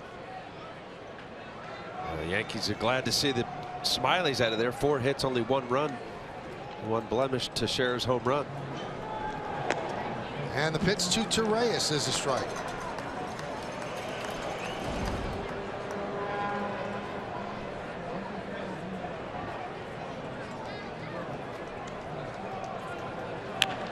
Hit sharply and through for a base hit. So a single to lead off the 7th by Ronald Torreyes. Good start for this inning. Torreyes getting a backup slider on the inside part of the plate. Nice job of hitting right there. Torreyes pulling his hands in. A little get me over slider getting it past Longoria.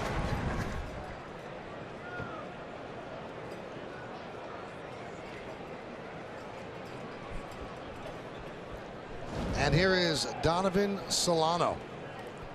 Played 131 games for Scranton. And hit .311, 7 homers, and 67 runs batted in. And tonight he's 0 for 2. Ground ball is second, ground ball is short. A long look down at third base coach Joe Espada. See if anything is on.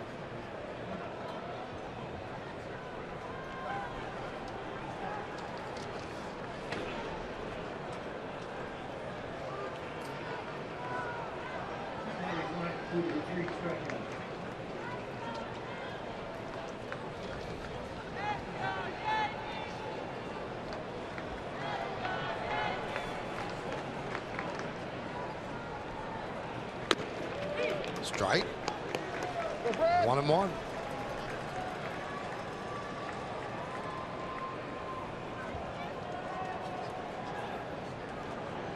Get some kind of movement there. You see Joe Espada, Bobby Wilson, only 1 caught stealing, 10 attempts. Not very good.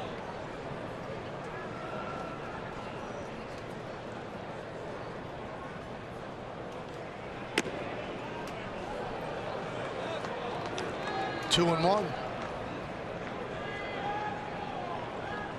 Major league average for catchers is a little over 25%.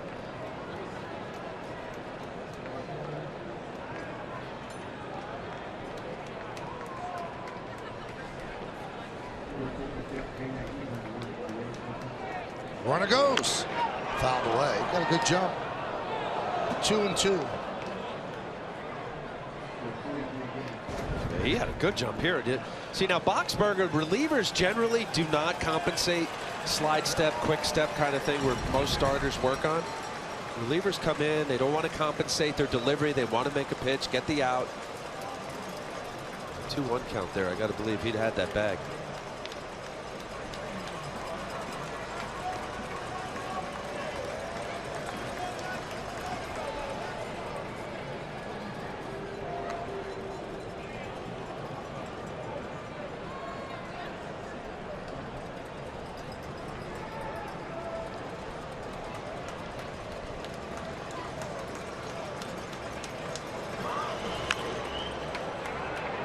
Popped up. Miller in foul territory makes a play for the first out. That's a big pitch right there. Big out. And a chance to get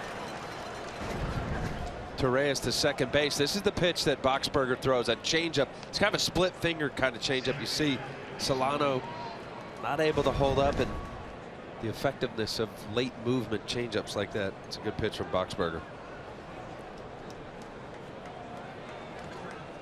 Here's Mason Williams, 0 for 2 against Smiley. Now a chance against a right-handed pitcher.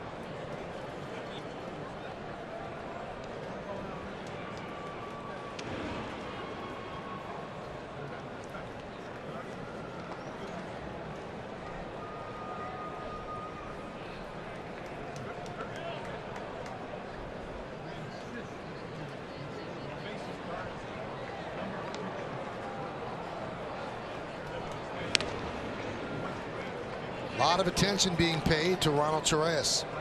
He's only got 1 stolen base. He was caught once. Dana Evelyn and Danny Farquhar for the Rays. They carry 13 relievers, 4 lefties. 1-0 on Williams.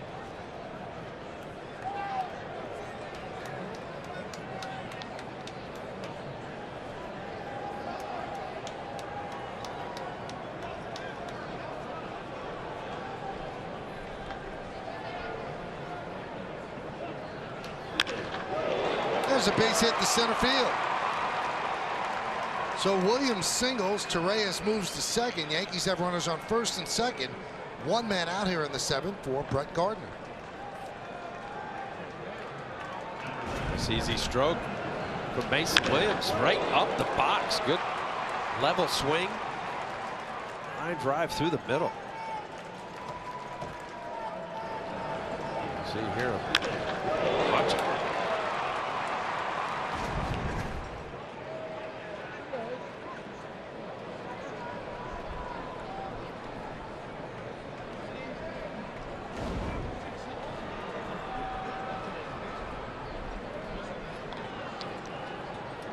So Williams now 5 for 12.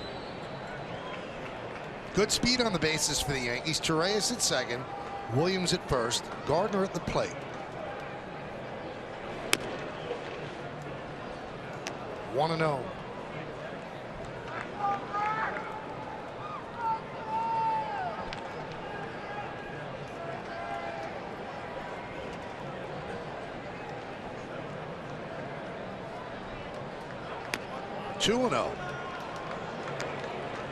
Boxberger went right to his go-to pitch. You got a runner in scoring position, potentially tie this game on a single to the outfield. 2 changeups in a row.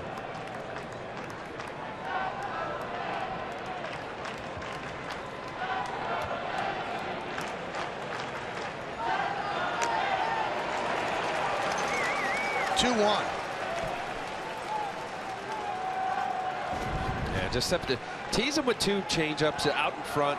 And then you get the 91, 92 mile-an-hour fastball inside. Looks a lot harder. 2-0 count. Get a good pitch to hit.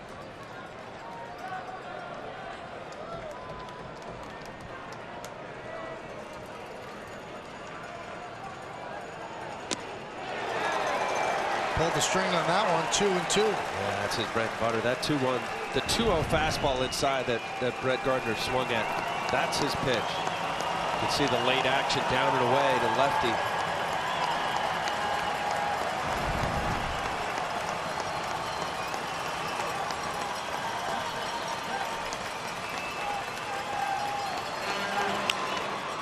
Grounded through for a base hit. Torreyes will round third. He will score. Moving to third is Williams. It's an RBI single for Gardner, and the Yankees have tied the game at 2.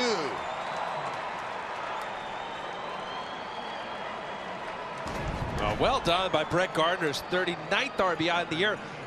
Boxberger went back to it. The go-to pitch of that changeup. Brett Gardner not trying to do a whole lot. You just see stayed back, just got enough of the barrel of the ball to the ball. Brad Miller past Brad, first baseman here. You see him kind of covering the line. No doubles. Sure why. He was not too far off the first baseline. Good hitting, clutch hitting.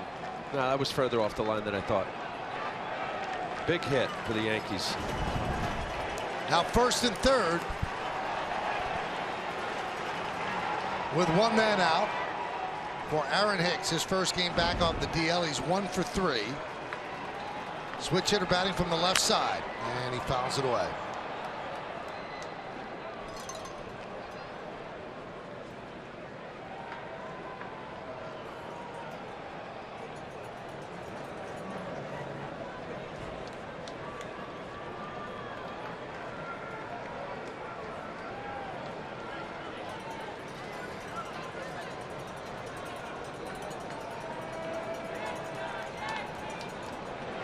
Gardner goes.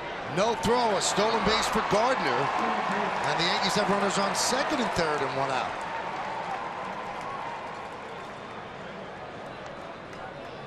Again, the Boxberger big leg kick. Good aggressive base running there by the Yankees. Gardner's 16th stolen base. Big leg kick. Again, keeping out of the double play. Huge stolen base.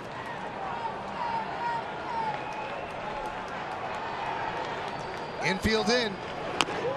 Chase the pitch out of the zone. 0-2. It said 0-2 on the board, so that's strike 3. It said 0-1 here. Did you see 3 pitches though? You know, the throw to second, or the no throw to second. You count that a strike? Let's say the pitch by pitch because the board had it wrong. Well, first one foul, and then this was the stolen base. Yeah, he called that a strike. Okay. So he chases a pitch out of the zone. A big strikeout for Boxberger as Hicks could not get a run in. And that'll bring up Jim Hickey with Gary Sanchez due up. Now what do? Do you walk the rookie with 2 outs to pitch to Butler? I wouldn't walk him, but I would make it very clear that every one of these pitches is going to be off the plate. Now we've seen Gary Sanchez hit home runs off the plate. We've seen him hit a sacrifice fly that was supposed to be an intentional walk. The thing about this, Michael, is that Brad Boxberger's #1 out pitch is that split change that goes down and in to the righty.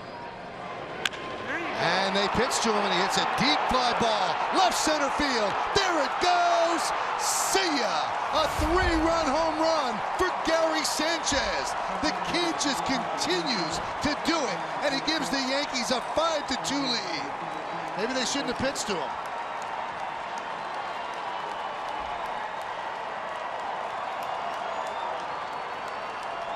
#17th home run of the season. RBIs number 31, 32, and 33. And a kid shall lead them. He has been unbelievable. Yeah, it really is, Michael. It really is. It's kind of speechless, actually. I mean, that was a get-me-over slider to a guy that is right down the middle. Now, if you knew it. If you're not able to make the pitch, I'm with you. Then you do the stand up and do the intentional forward against a hot hitter. When you said that, Al, I didn't have a chance to get it out of my mouth. I know. If you want to walk the guy, walk the guy. If you can tell the guy be careful, then it's on you if he made a mistake. Not be careful. Make good 2-strike pitches. But you always want to make good pitches. No, 2-strike pitches. The 2-strike pitch is a pitch that's off the plate, something that you're going to swing. My out pitch. This replay brought to you by New York Presbyterian, the official hospital of the New York Yankees. Amazing things are happening here. If you have a guy that's not able to do it, I'm with you. Go ahead, walk him. Ground ball left side, backhanded by Ramirez, sets and fires. And that will do it. But not before the Yankees take the lead. They score 4 runs, 4 hits, none bigger than this one. A 3-run home run by the baby bomber, Gary Sanchez.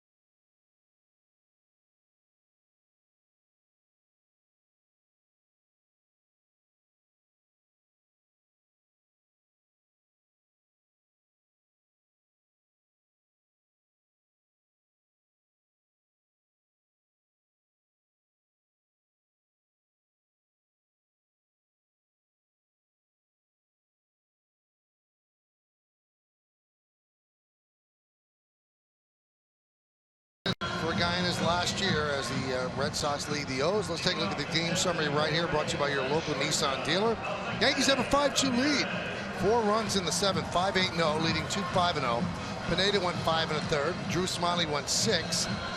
Brad Miller a 2-run triple, and Gary Sanchez the rookie catcher, with a 3-run home run. Didn't you say it was 5-2 a couple innings ago? Yeah, see, I was right. Turned out being right. Gary Sanchez, unbelievable, Michael. God, mistakes crushed. GMC scoreboard, 5-2, Yankees lead.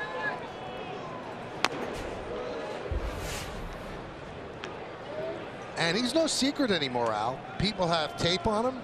People know what he can hit, what he can't hit, and they still can't get him out consistently. And they can't keep him in the ballpark. Fly ball, center field. One away. We go back to Bob Lorenz for another update.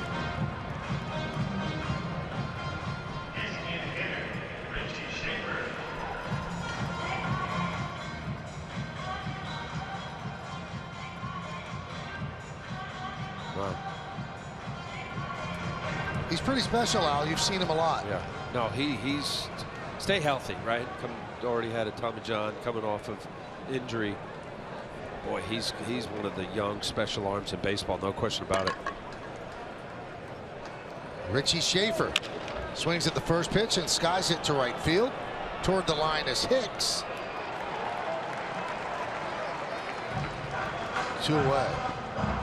Now you want to take a look at the Sanchez? Yeah, just, you know, we're talking about Brad Boxberger. His pitches is a changeup, and that you couldn't put it on a tee better than that.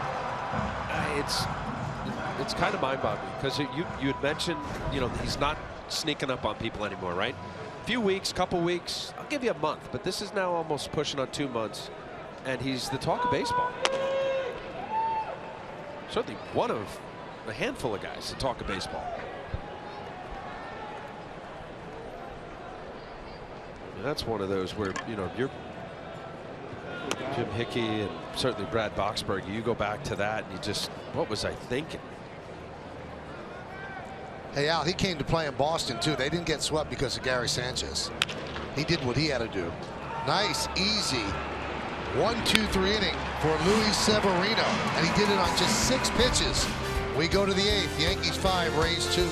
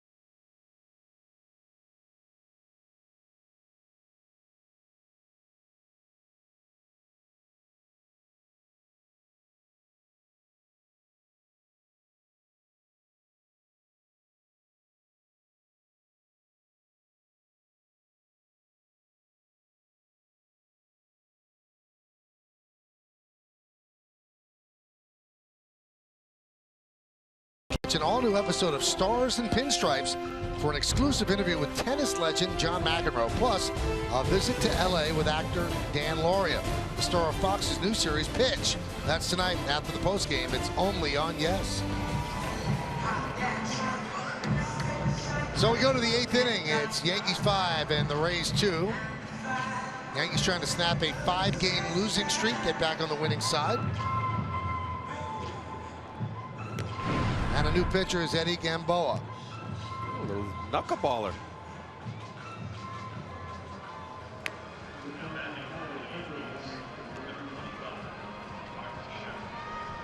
Just the second knuckleballer in Rays history.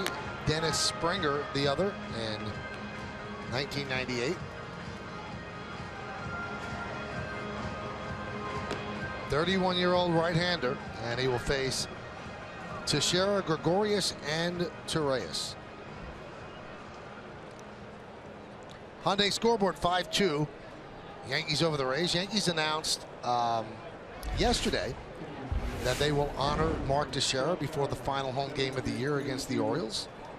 That'll be on Sunday, and it's a 3:05 start, so the ceremony will obviously be a bit before that, and a nice way for Mark to end his career. This is his final season, and he has a home run tonight, 1 for 2, and was intentionally walked. And a strike.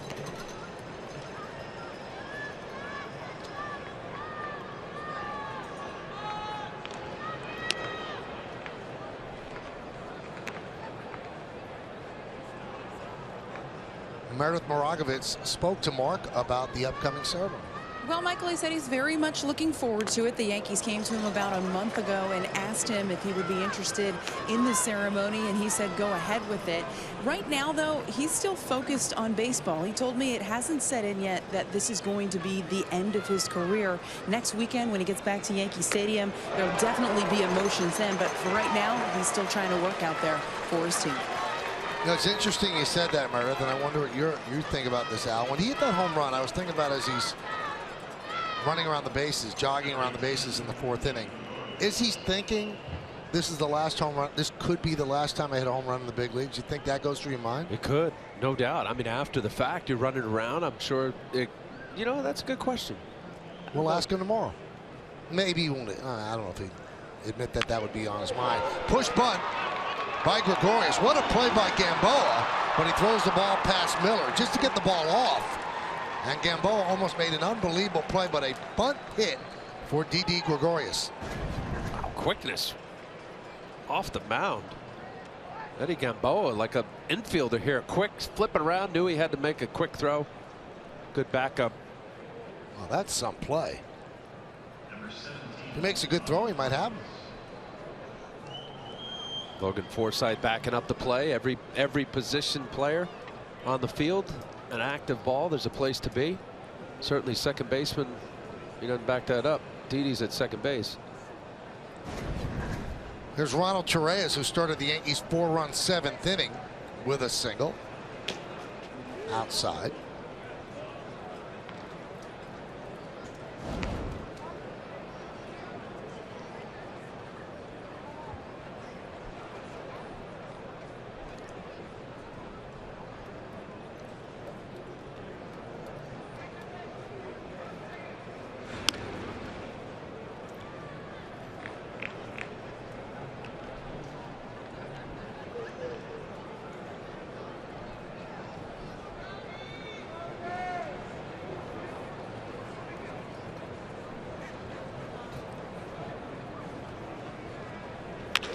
Line drive, base hit, center field. So Torreyes with his 2nd hit of the night. Didi moves to second. Yeah, a little fastball here again. Torreyes staying up the middle. Not trying to do a whole lot. Keep the line moving.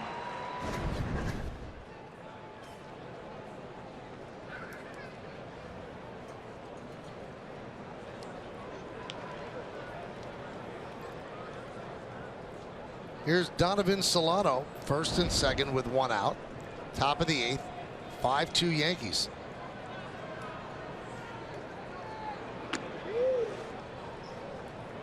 One and 0.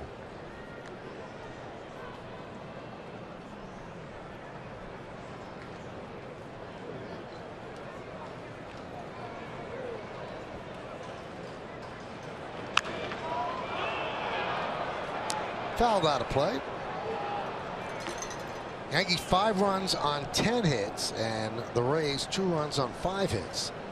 Their 2 runs came in the 3rd inning against Pineda, who pitched well, but the pitch count monster got Pineda in the 6th inning.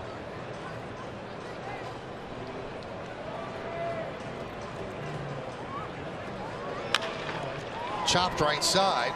Forsythe makes the play. He gets the out at first. The runners move up. So 2 away. Gregorius moves to third, and Torreyes to second. And Mason Williams comes up, and he could pad the Yankee lead here. Number 66,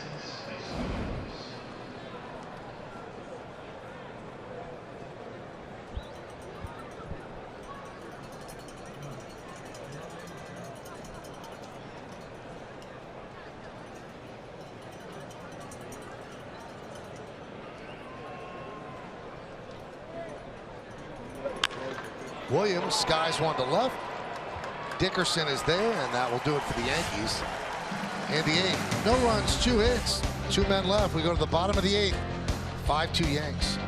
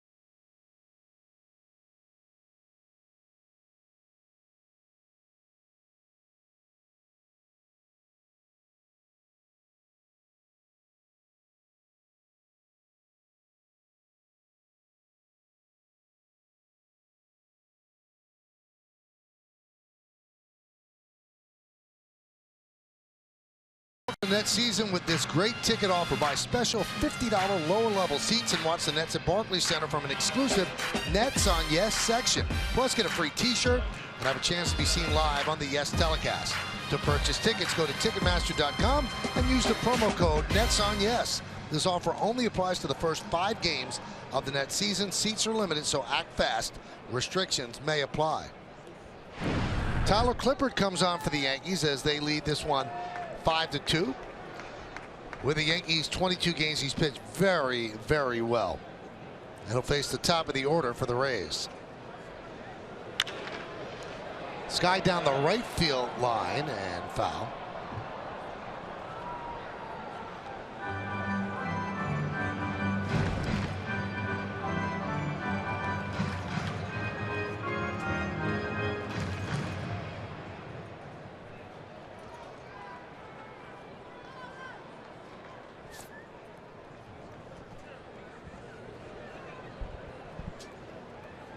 And the 0-1.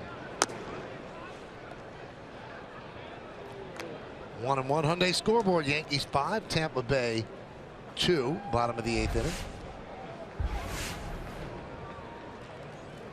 You know, we talked earlier about how a team can get up to play games that don't mean much. We're talking about the Tampa Bay Rays. And we both know as a professional, you just have to get up for it because that's what you're getting paid to do. But Meredith Marakovitz actually spoke with Tyler Clippard. He had an interesting thing to talk about with that. Well, Michael, when you look at his ERA with the Yankees, even though that sample size is smaller, it is under 1. We just saw that with Arizona, it was over 4. And I asked him what has been the biggest difference for him since coming over in that trade. And he simply said he was in the middle of making a slight mechanical adjustment that he started in Arizona and carried that over to here. He thought that had a little bit to do with it. But he also said playing for a team that he firmly believed could contend was a huge difference. Although you mentioned you try to go go out there and be a professional and pitch to the best of your abilities. He told me it is a much different feeling when you come out there with a game on the line, knowing you need it in the standings. The adrenaline is there, and therefore the focus just a little bit sharper every time you take the mound. You buying that, Al? Yeah, 100%. Especially for a guy that's been around as long as Tyler, right? He was drafted by the Yankees. What was he, in 06, 07? Kind of hit some spots, the Nationals, playoffs.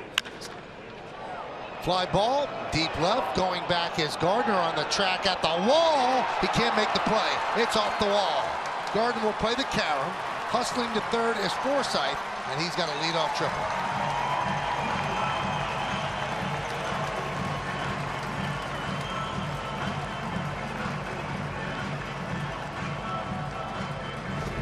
Not a good start to this appearance here. He got behind Forsythe, and another little changeup down in the zone. Good hitting by Logan Forsythe. You see Gardner, that other look to the wall, never really got there. That would have been a spectacular catch. Good effort, just hitting the top corner of the pad there. Leadoff triple here. Now here's Kevin Kiermaier. Yankees play the infield back, except at third. So they'll give up a run for an out here.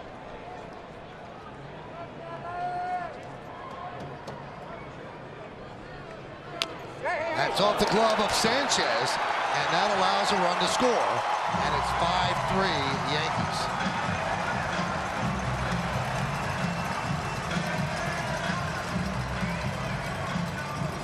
Now that higher than high fastball that's up. You see where the glove is, and then it literally just handcuffs the catcher. He's anticipating down in the zone. You hear thinking there, and then you kind of lose it. And anytime you see a catcher get that full extension above his head, tough to catch. Kiermaier shows bunt. It's a strike. That has scored a pass ball on Sanchez to allow the run to score.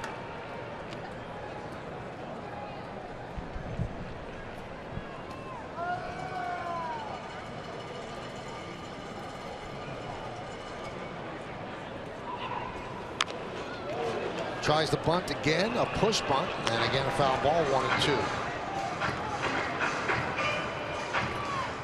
Kiermaier with the good speed, and Donovan Solano is off the bag. Well, now he's going to switch with Didi and go towards second base.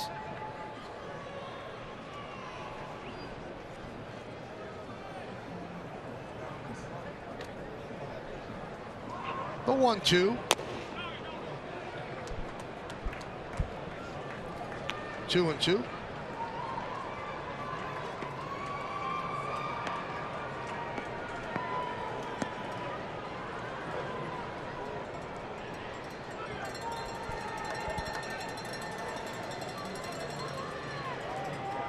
And the pitch. Swing and a miss. Kiermaier down on strikes. Now the difference between getting ahead or behind, in Forsythe's at bat, he got behind. And now it just blows it by. Kiermaier upstairs a little bit, about almost letter high, a little above the belly. Even at 91, 92, with as good a changeup as Tyler Clippard has, it looks a lot harder.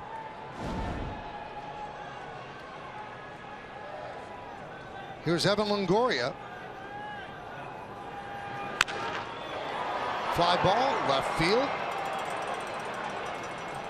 Gardner makes the play. 2 outs.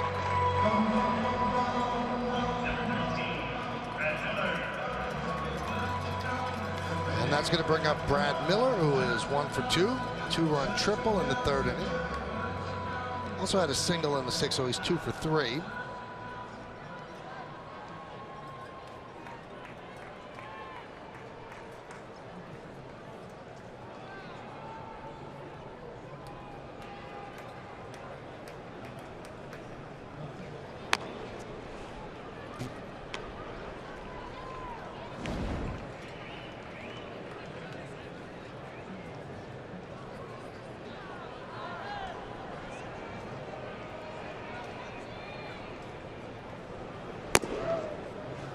Two and 0.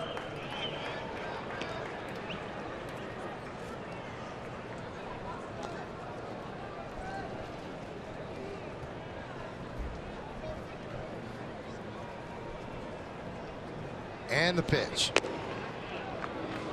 3-0.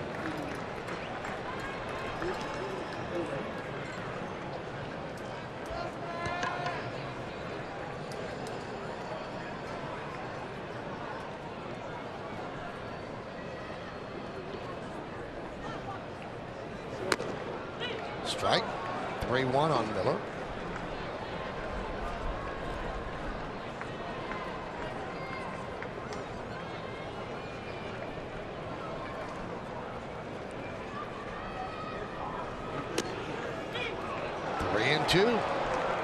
Tough pitch right there. A 3-1 changeup.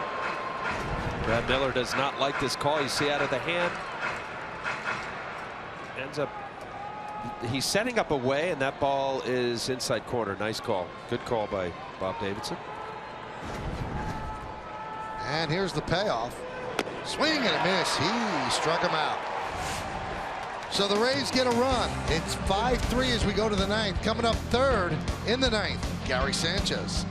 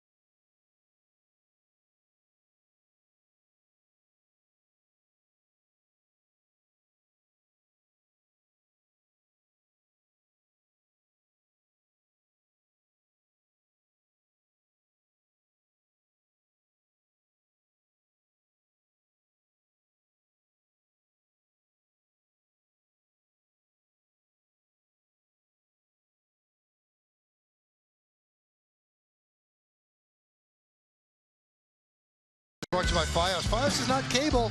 We're wired differently. Visit getfios.com. Masahiro Tanaka having an outstanding year, 13-4, 2.97 against Alex Cobb. And our coverage is going to begin at 6 on Yes, with the batting practice show, then the pregame show at 6:30. Game time will be right around 7:10 from the Trop. Game 2 of this 3-game set. Masahiro watching the Yankees with a 5-3 lead as we go to the 9th inning.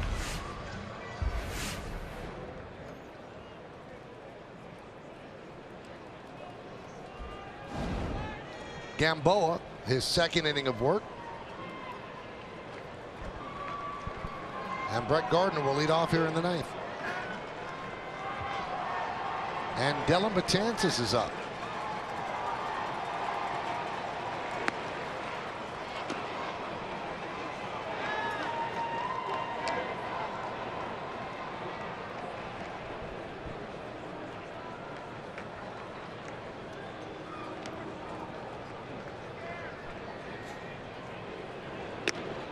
And a strike.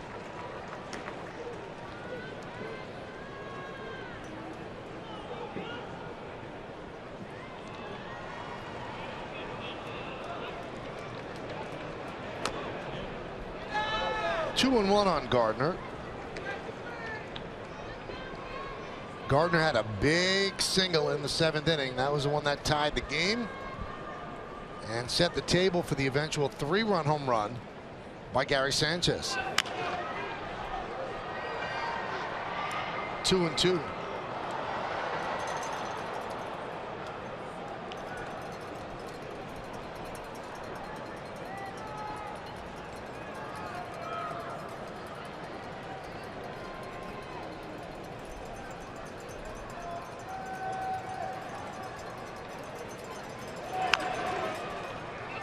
Back to the mound, Gamboa.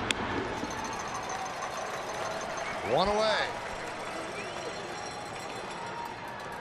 Unless the Yankees have an outburst here in the top of the ninth, we're going to see Dellin Betances, and this will be Betances' first trip to the mound since the disaster on Thursday at Fenway Park, where he gave up the walk-off 3-run home run to Hanley Ramirez. He has struggled of late, and so he's had a nice stretch of days off, 4 days off, Friday, Saturday, Sunday, and yesterday. And we'll see how he pitches, and if he brings the disappointment of Thursday out on the mound with him again. Because we've always said, Al, short relievers have to have very short memories. Yeah, they do. But also, too, that, as you say, that was last Thursday. 4 days rest does a world of good for a reliever, especially this time of year. Now, on the flip side, it also is not great for command. You feel so strong, sometimes your command's not there. But I think that he's been used a lot this year, and I think he's been running on fumes for a while. He has not pitched as well as he did in the first half of the season. So we'll see if the 4 days help him out. Right now, he's got a 2-run lead to protect.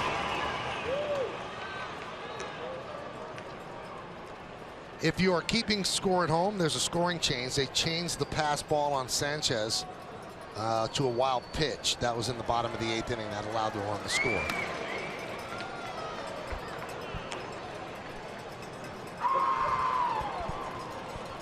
Two and two on Aaron Hicks. Aaron Hicks is 1 for 4.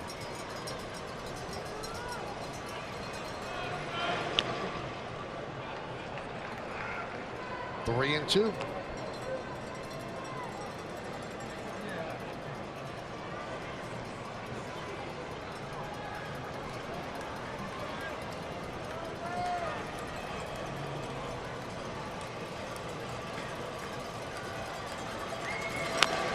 And a walk to Hicks.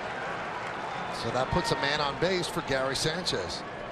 Good at bat right there. Don't do any favors to any pitcher that's around the plate, especially a knuckleball guy in Gamboa. He's going to make you swing it something off the plate.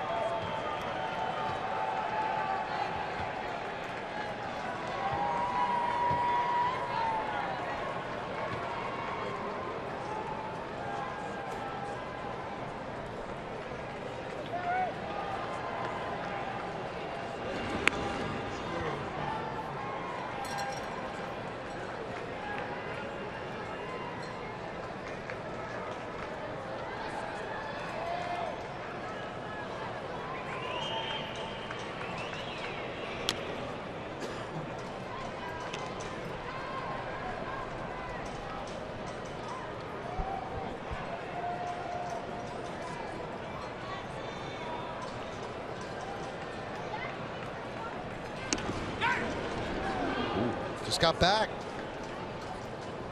Knuckleballers always have really quick moves to first base. R.A. Dickey has a great move to first. Quick feet.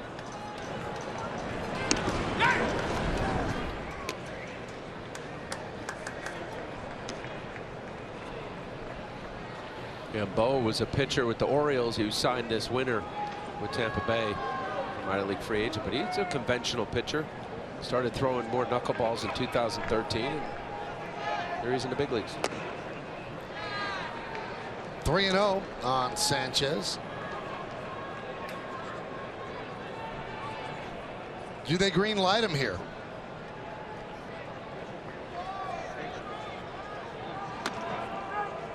Takes a pitch inside, so a walk to Sanchez. First and second, 1 man out for Billy Butler.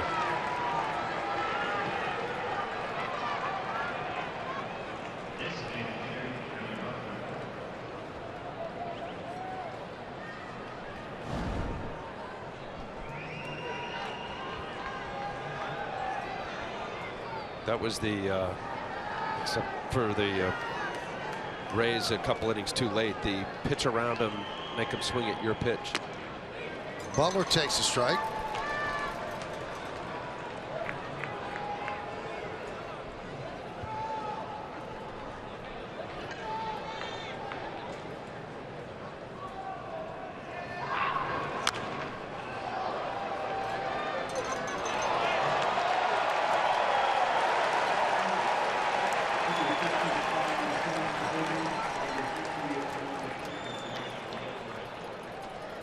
So 0-2.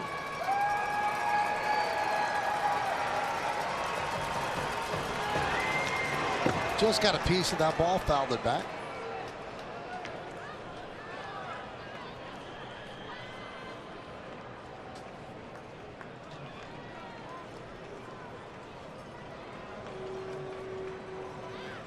Nobody up in the Rays bullpen. Yankees lead this one 5-3, top of the 9th inning. The 0-2. Missed outside, 1-2.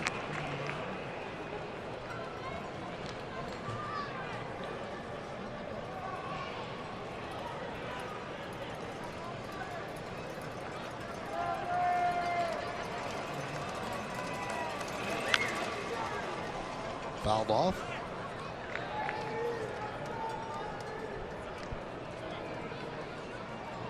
Butler had a chance to play for the Tigers or the Yankees after he was released by the A's, and thought the opportunity was a better opportunity with the Yankees. He would play more. He was going to come off the bench with the Tigers. He wants to reestablish his value. He still has a year left on the deal with the A's, where they'll pay him $10 million next year. But I'm sure he wants an everyday job. Holder's up just in case this becomes a non-save. 2-2. Oh, knuckleballs in the dirt. Well, he's paid through, as you said, next year, right? So the A's pay because he was released. Yep. And he's, so long as he stays on the roster with the Yankees, they still pay his. They would pay the minimum wage. The Yankees. Right. 2-2. 3-2. Wow. All nibbling around the plate. Gamboa thought that might have been a high strike. Oh. Ball's up quick.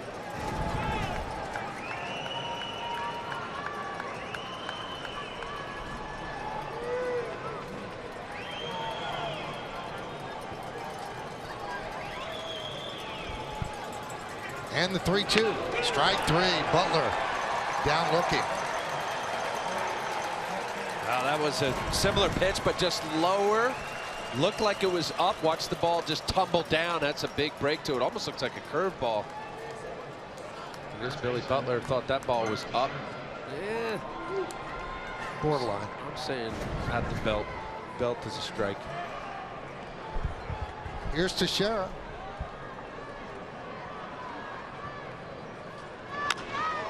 Fly ball, right field. Matuk will make the play, and that will do it. No runs, no hits, no errors, and 2 men left. We go to the 9th. Well, Steve Betances is trying to close it out.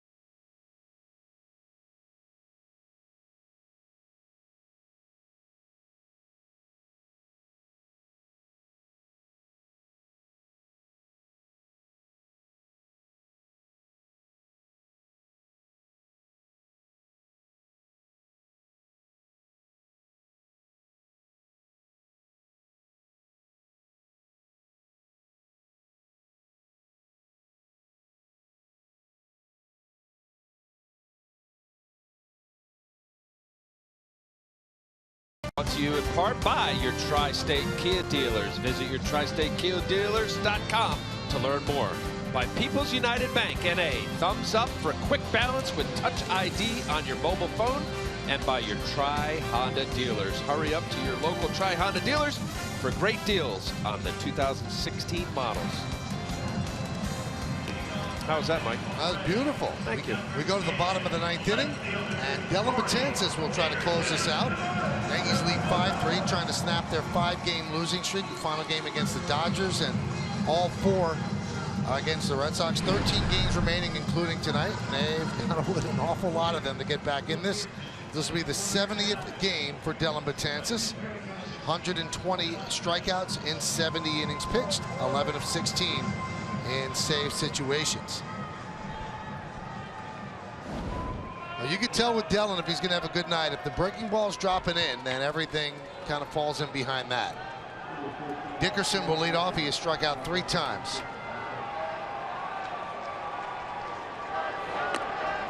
And there's a strike. Yankee pitchers have 15 strikeouts tonight against the Red. He's pitched 244 innings since 2014, the most innings amongst major league relievers.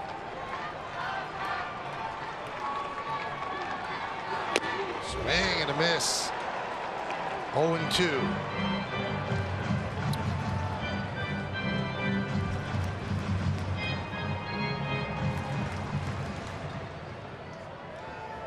Last 5 appearances, a 15.75 ERA.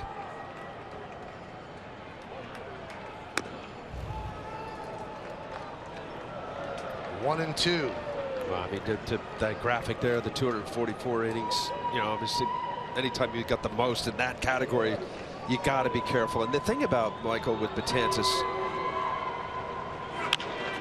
ground ball to second. I mean, we're talking about a guy who's throwing 97, 98 to 100 miles an hour and an unbelievable curveball. So it's such max effort.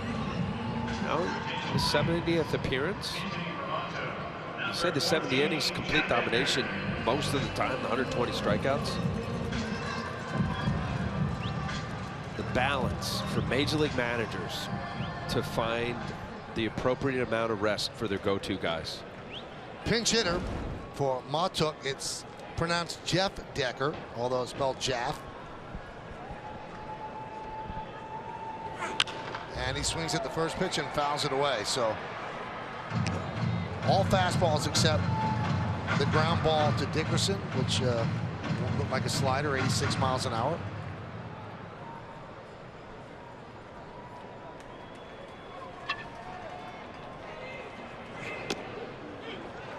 And quickly ahead in the count as he drops in the breaking ball, 0-2. Yeah, that knuckle curveball right there. So you go from 98 to 83 on a bender. Here it comes again. The 0-2. 1-2.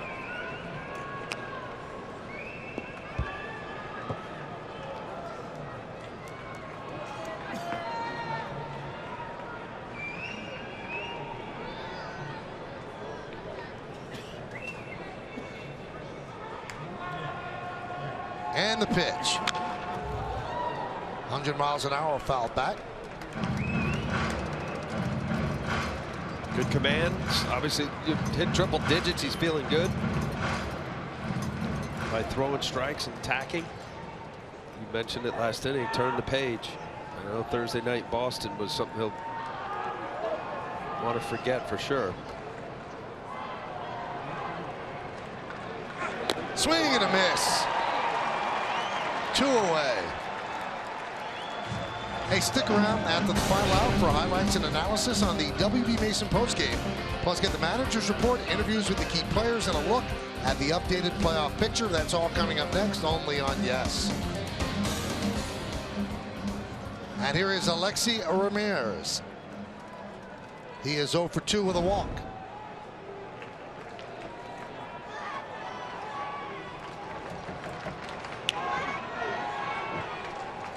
This copyrighted telecast presented by authority of the New York Yankees. It may not be reproduced or retransmitted in any form, and the accounts and descriptions of this game may not be disseminated without the express written consent of the New York Yankees.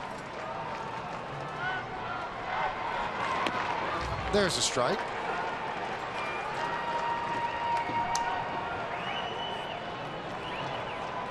'98, '99, 100 miles an hour, Mike, and the knuckle curveball. He's got the combo going. 1-1. There's a strike. So everything is working tonight. 1-2.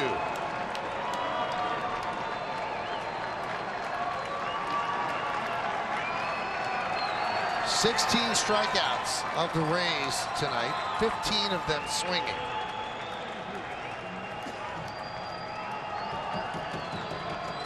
Can Betances ring up another?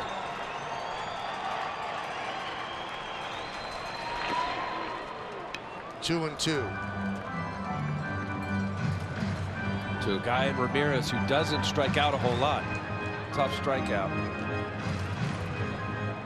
Only 21 at bats since coming over to the Rays, but 421 at bats with San Diego, 56 strikeouts. Puts the ball in play.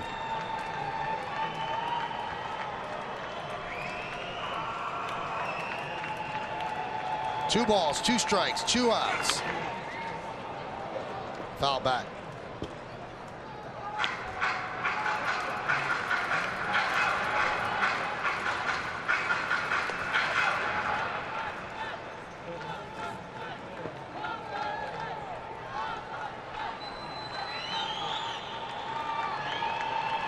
And the pitch. Stays alive. 100 miles an hour.